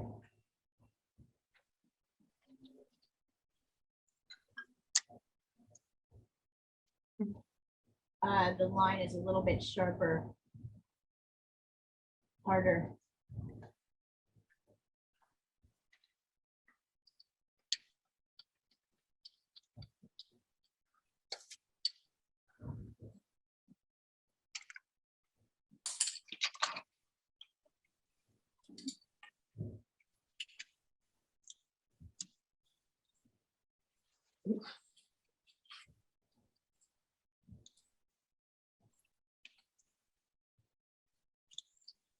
It's interesting. I mean, if you really want to get into it, there's so much value differentiation just in the shadows. You get lost in the shadows.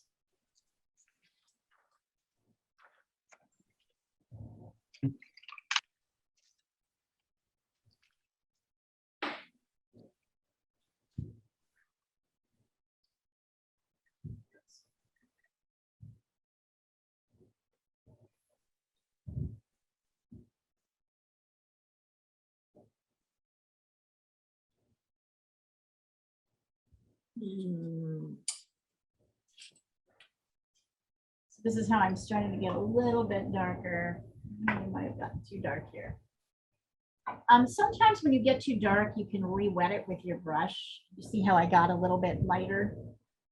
I got rid of that mark. I should really get rid of it here too. So if you do a mark that's too dark, you can sometimes like re-wet, take your brush, re-wet it.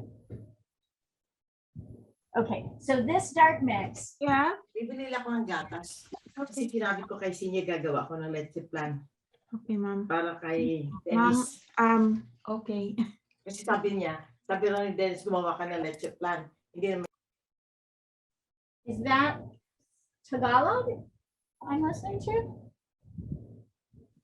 Sorry about that. Is it, what language is that? Tagalog? Yes, Tagalog. That's neat. Mom is planning to make a Filipino dessert called it's just flan, similar to Mexican flan, I guess, but with ube. Yeah, we have ube in the fridge right now, actually. Funny. But no, this one's flan. Lots of egg and milk. Sounds nice. In a custard, yes. Sounds delicious stuff. My next door neighbor is Filipino, and she's an amazing cake maker, and she made me a purple ube cake, and it was the most amazing thing I've ever tasted in my entire life. It was just right. It's just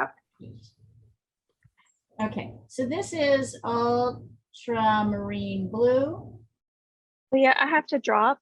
But thank you very much. Oh, thank you, Jessica. We love you. We'll see you soon. We love you too. See you soon. Bye. Bye, everyone.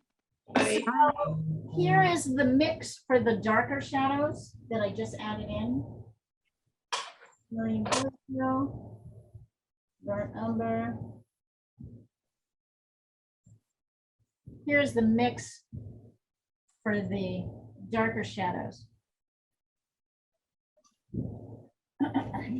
This is ultramarine blue, this is burnt umber, and here is so when I went in and did those darkers.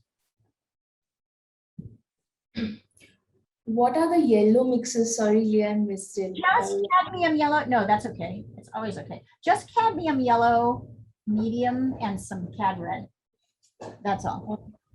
If so you both the yellows are that, I mean, I see an orange one as well. This has a little bit more cadmium red in it.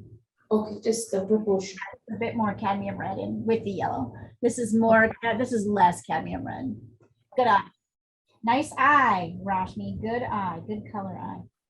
Thank you.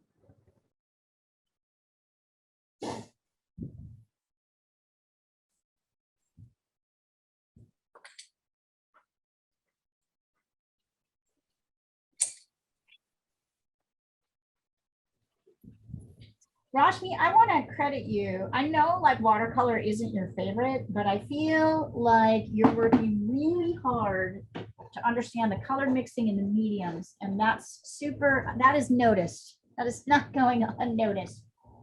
Thank you. Just note it, just know that.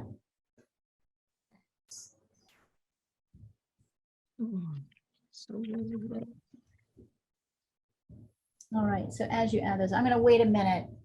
Let's see, so we've got three mixes here. We've got phthalo blue and burnt sienna. We've got cadmium red and cadmium yellow. And then we've got a little bit of burnt umber and ultramarine blue.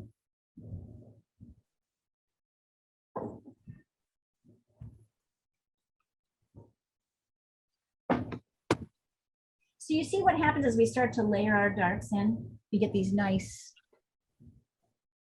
richness start to come across.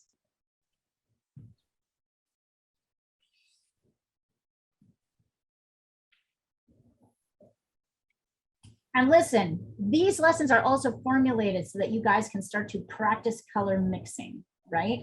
So color mixing is not easy. For some people it's easier, for other people it's really hard. So don't feel bad if you can't keep up with the color mixing or you can't get your color mixing right.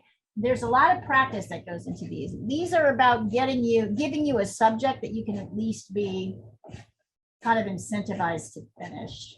that makes any sense.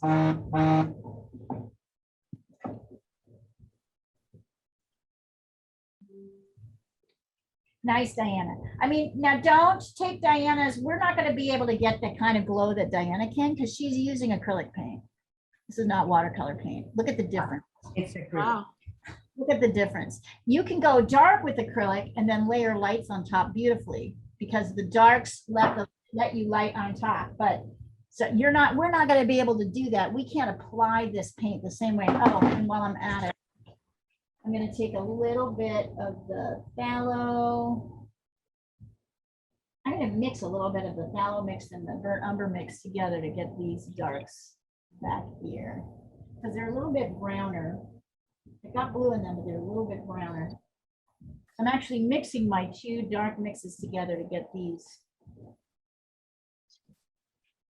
edges in. So see how I'm kind of blending in.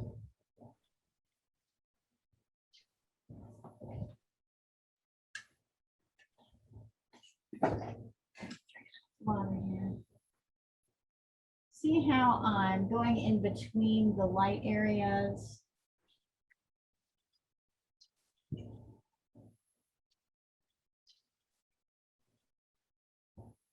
Okay, we're going to finish this demo lesson today because we're close to it, but it's going to take a little while.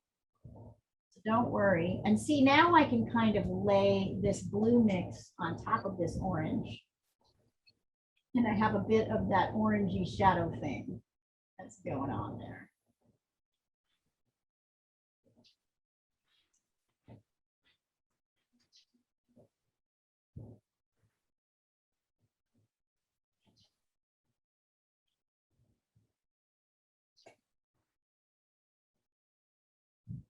I can also lay a little bit of the blue mix down here, right? In a kind of a stripy pattern, laying over my yellow, but not covering it up completely. Oh, dear.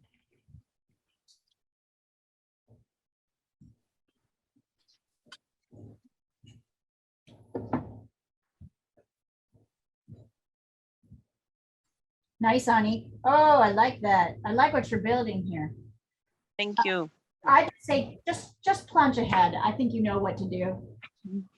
Thank you. Yeah, just start layering in your darks and layering in the colors that you see.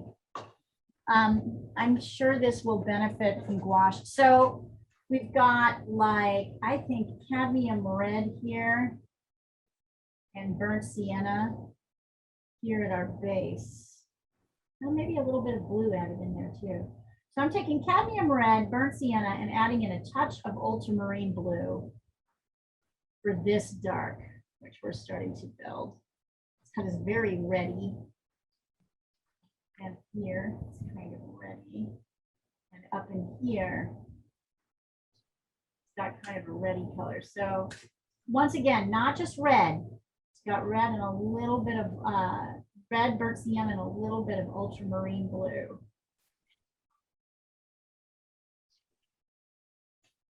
And I might be able to even just put that up here. Edge here. Yeah. And then I'm going to mix a little bit more blue, ultramarine in here. Too much. To get this red. So this also has a little bit of red, but it's more gray.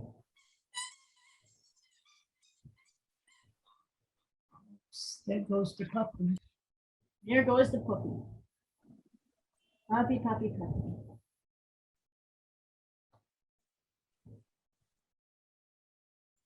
So this next mix is, so these dark mixes are both your blues, your blue mixes together. And this red is cadmium red, burnt sienna, and a touch of ultramarine blue. So it still reads as red, but kind of a richer red. And then I think you guys are going to start getting how to start to get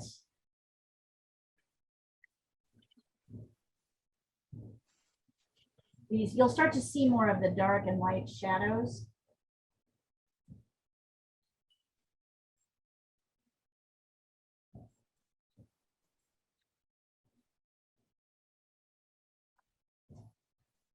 So notice I'm using a lot of these colors I've already mixed.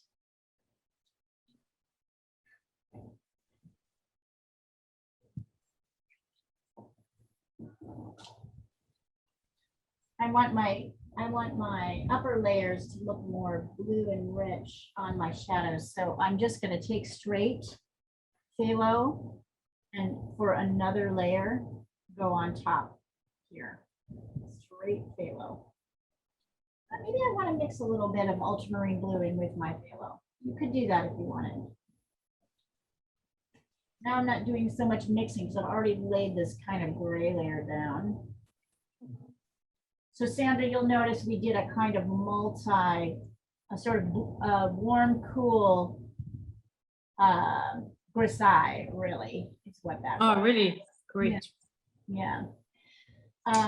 And then I'm going to take a little bit of this yellow and red color and mix a touch of blue.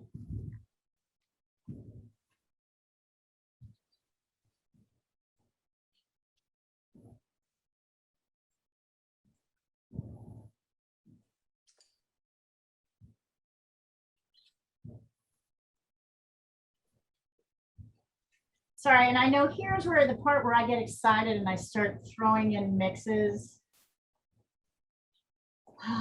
without like waiting to really tell you what it is. You'll have to keep like pulling me back to remind me to tell you the mixes. But like now I'm getting excited, right? I'm sort of adding in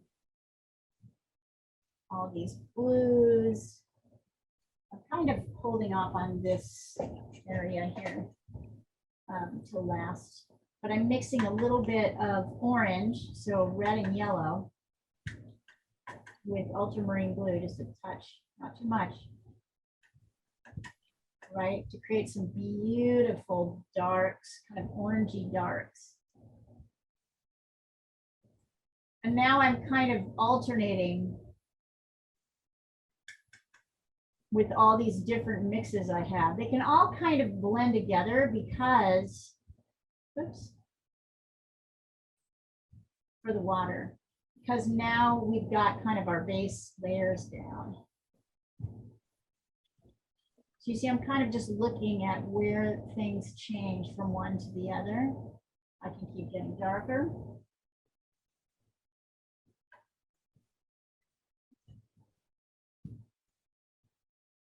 Kind of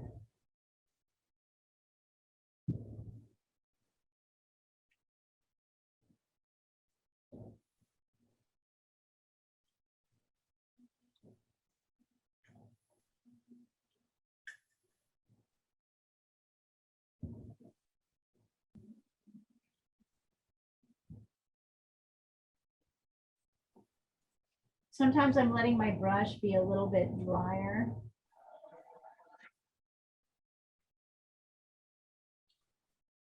And now I might switch to my smaller brush to add in some nice bright layers of color.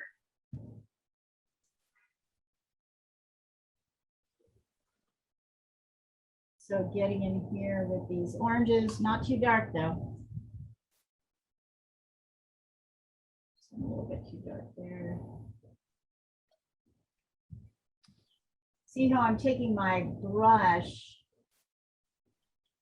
to make my oranges, to create bright oranges, and that's just yellow and, you know, sometimes red. All the cadmiums.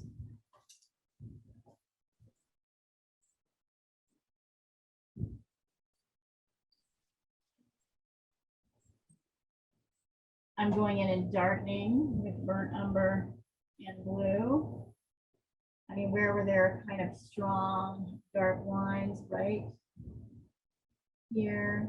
So here's where I start to get into detail. And don't worry, this is a lot. So just get as far as you can.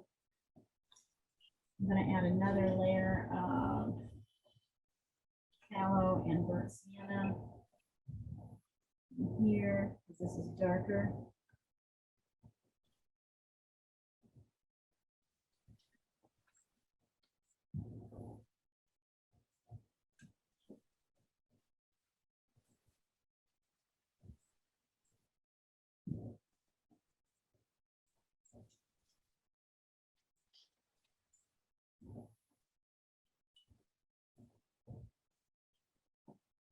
Now it's just kind of going back and forth, brightening and darkening your layers. I'm looking at this area and thinking it's too dark, so I'm going back in with water and kind of lightening it with my brush.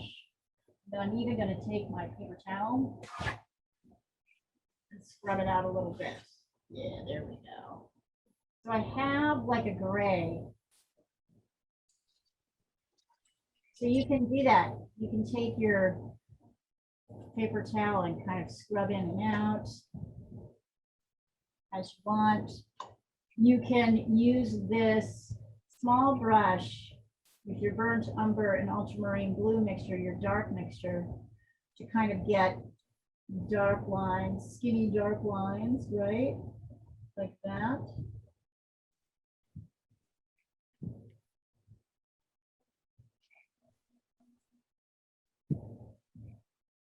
You gradually make other things darker.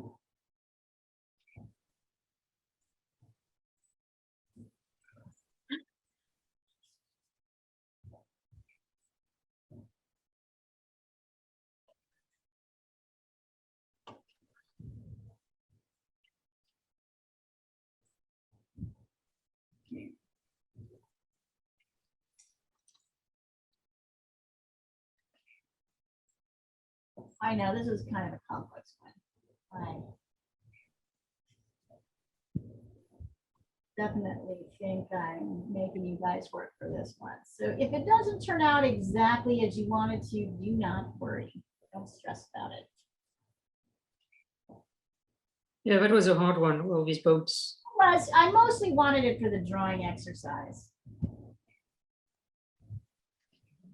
And then I figured the incentive of painting would keep them going on the drawing. There's my devious methodology right there. It's coming back.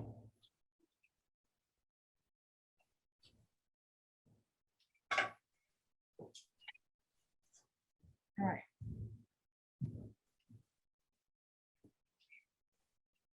So Leah, that cut I messed up the other day with the eyes. You know, I got one eye bigger than the other. Yeah. I'm sort of redoing it now. And I'm going to send you a photo. It's not dark enough yet, but and I started with the eyes, so I wouldn't mess them up.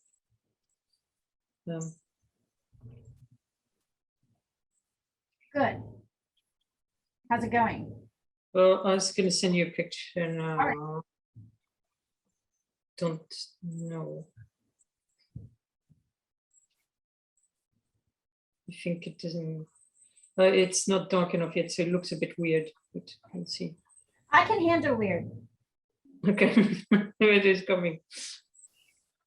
Oh, that's looking lovely. Oh yeah, there you go, Sandra. There you go. There you go. Yep. That's it. Right. Like kind of get those eyes in first so you know where they're your baseline. Yeah. Right? Absolutely. Yes. Wonderful. Okay, you think it's on track then?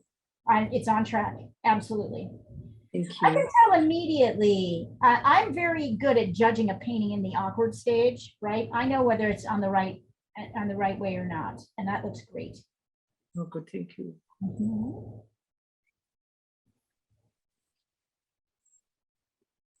Yeah, for once he has very big eyes. It's a shame I made him. Oh, you know what? I'm trying to rescue the other one. There's this thing called Daniel Smith Grounds. Oh, so you're trying that. Is it working? Well, I put it around and I might need to send in and put some more and see. I'm going to try. Oh, Tosh, that's gorgeous. Yeah, good. That's good. So now you guys, I know it is really hard, isn't it? That's awesome. It's coming along though, Sandra. I feel like this is all part of you getting sort of increasing your judgment about how things are supposed to look, right? It's like managing our expectations, right? Around how something is supposed to look versus how we think it's going to look. This is wonderful. I mean, suggestions, I would say just keep going back over and working your edges here where your lights meet your darks. Bring in, as you see colors, bring them into the side, you know, just keep pushing those dark light combos in here and using more pigment and less of the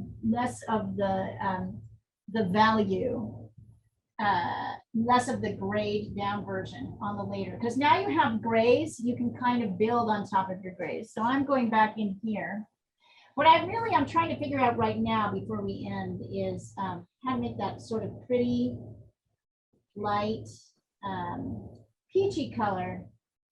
I think it's gamboge, cadmium red, and maybe a touch, just a touch. Maybe there's a little cadmium yellow in there too. Nope, it's definitely gamboge and cadmium red, and a tiny touch of blue, not too much, just a little touch to get this light, and then do it really, really light. So this is kind of a gray orange, even though it's light. It's sort of I did gamboge, cadmium yellow, and a tiny touch of blue. And now I'm going to go back over and darken everything next to it, around it, right? So I'm going to come back in here and I'm going to really darken this blue with more phthalo and maybe ultramarine. Maybe I'm switching off in between.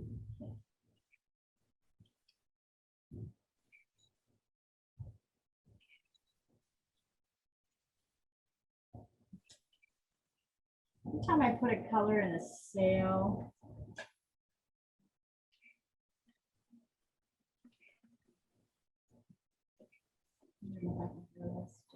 yep. I realized I forgot one boat. What's that? I forgot one boat The one that's off on the right? on the left. Oh, you forgot the dude that's a little bit farther down. Oh, interesting. So I'm adding it in. So you see, I'm kind of going, so we're adding in this kind of orangey color, which I can then build up a little bit darker, but not too dark. But mostly I'm working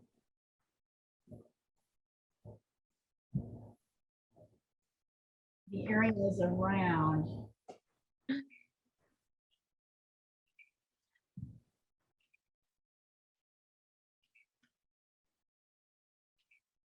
There's a lot of different ways to do this at this point. So I'm just going to encourage you guys to start experimenting with your color mixing, paying attention really to darks and lights.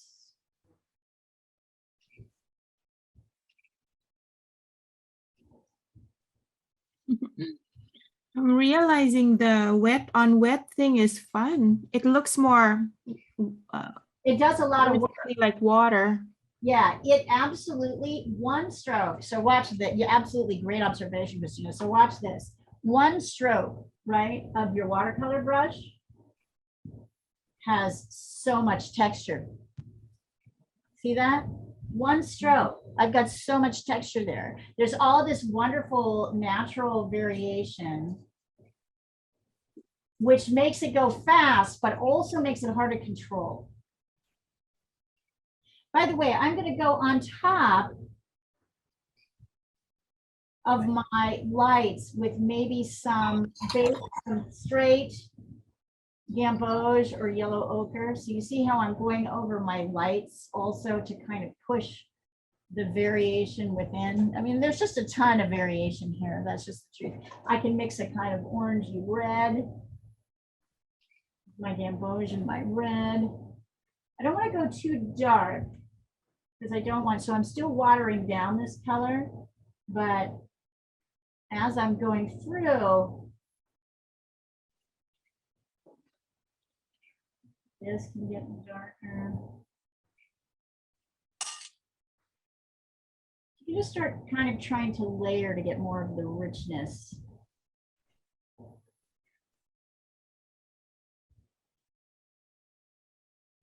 Tosh, I'm really appreciating how you're starting to naturally simplify. It is really wonderful to see how you do this. It's different than how I do it, and I love seeing it. I'm feeling like you're getting enough of a grasp, right? On sort of the dark light simplifications. I that you're feel like that's a huge compliment, Leah. Yeah. Thank you. Yeah, that you're not right. I actually love it that you're not painting like me, but you're following my directions and finding your way. Yeah, so I'm always curious to see how you do it because I'm like, how's she gonna handle these transitions and these lights and these darks? Yeah, you're right. That is a big compliment, and I absolutely mean it. I think it's really neat. So there's kind of more than one way to do this, right? Once you get to a certain point, you should be able to kind of build up your colors on your own. Kind of blending back and forth, experimenting with what your brush does. Yeah, you can't really do what Tashween is doing without having a grasp on drawing, right? That's the first thing that really has to come through. Ooh. It's pretty fun though. It's going to be fun to do this one. This is a neat one. Yeah. I mean, watercolor different. It's different. It's a little bit more, less controllable, the result, but I still think we can get some good. But I'm sketching with paint, so. Yeah. Did you live on the water, Diane, when you lived in Sweden? I guess everybody does. Most people do, don't they? Yes. So I feel like you always really like the water scenes that we do. Or you somehow you naturally kind of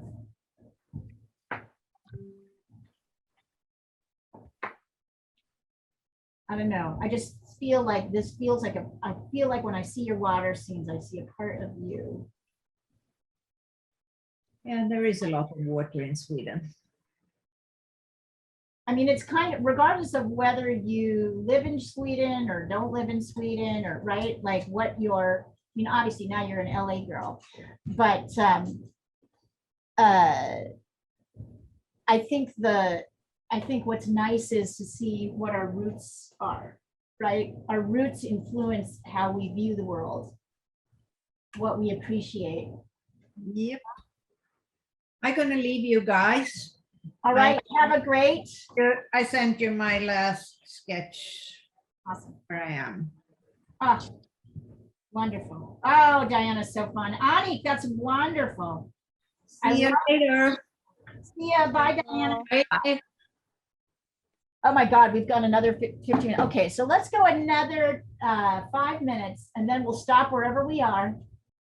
And you can pick up on this later or keep going and keep sending it through. I'm gonna darken because I can see where what I really need to do is get my darks super dark now. Now that I'm confident.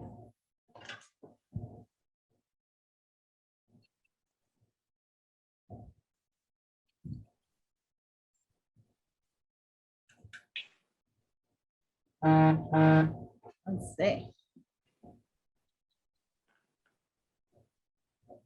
Annika, wonderful. Absolutely wonderful. You're getting it. Ha! The drawing is great. The color mixing is wonderful. Just keep layering colors in. You're going to get it. Bravo. I'm telling you that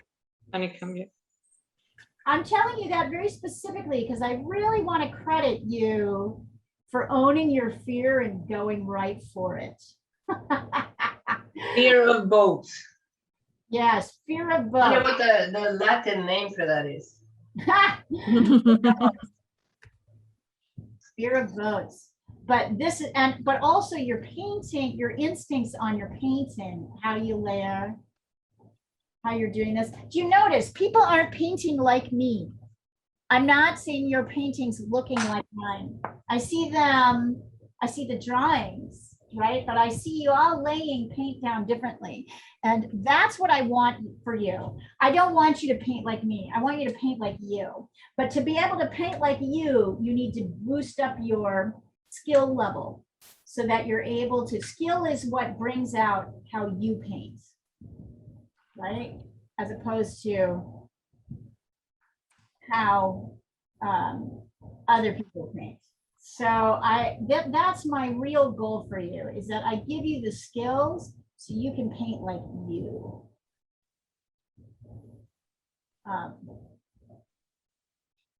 And I know that because I can see some teachers, their students come out painting just like them. Like that's their goal. They want you to paint just like them, and I don't want you to do that. A, I'm a professional artist and I need to do my own thing in my own way. But B, you don't need to. You're lucky if you can paint like you. You'll be lucky if we get to the place where you know what you like to do. So my job is to get you started. And then your job is to finish that process by being brave and starting to, you know, I haven't told you every mix because, you know, part of your job is to figure out, start to evaluate these colors. I've shown you how to start. Such an interesting balance.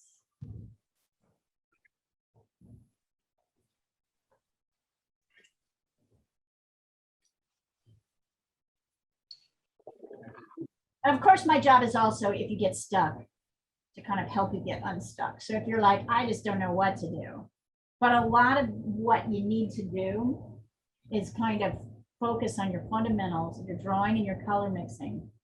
And the rest is experimentation as you start to figure out how to lay those colors down.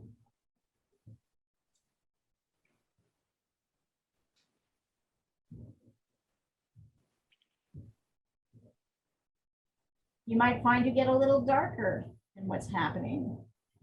If you can pull it off, that's all right.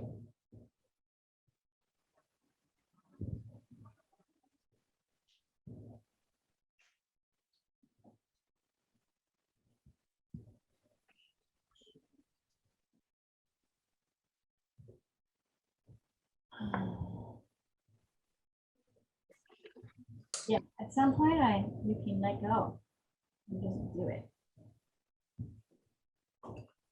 I'm thinking here gouache might be a good idea to maybe get a little bit of brights in these. But by the way, these are all really beautiful. Rashmi, gorgeous.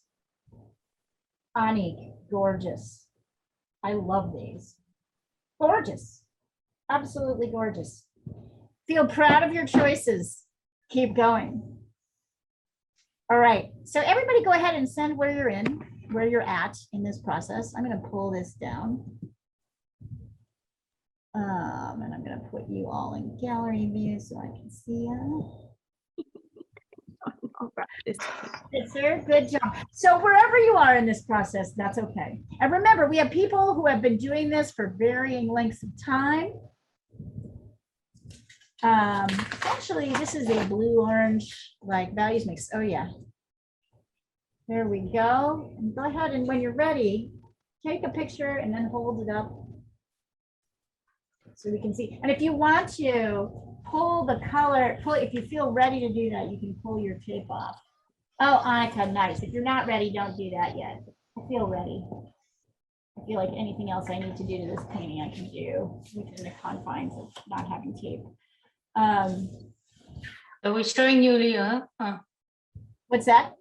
We're showing. Great. We're putting it down. He looks great. So everybody take a look at where you're at. Let's look in the small screen and then let's take pictures and send them across. Wherever you're at. Tosh, great. Annika, great. Anik, great. Julia, great. Oh, lovely, Christina, lovely, great. Considering this is your first watercolor class, right on, right on. These are beautiful. Oh, lovely, Julia. Hold it up so we can see it in a more lovely, lovely. Yeah, take a look at your own piece in the, you're gonna have to take your background off, Christina, to really see it. Yeah. Take a look at your own piece as you're holding it up in your little square. We're like Brady Bunch. Oh, there's our beautiful. Oh my fucking God. You know, technically you could all probably really just stop right here. But if you want to keep working on it, go for it. Go for it. Look at how different these are and look at how beautiful they are And look at how the principles are still applying. It's fascinating, isn't it? Rashmi, beautiful. Everybody, nobody bunked this exercise. Everybody got there. I'm hugely impressed. This is not easy. Because that was a hard one. This was Yeah. a hard one, but we did it. We focused on the drawing and we focused on the mixing, and then like we were able to kind of go from there. So wonderful work today, you guys. I'm going to stop the recording.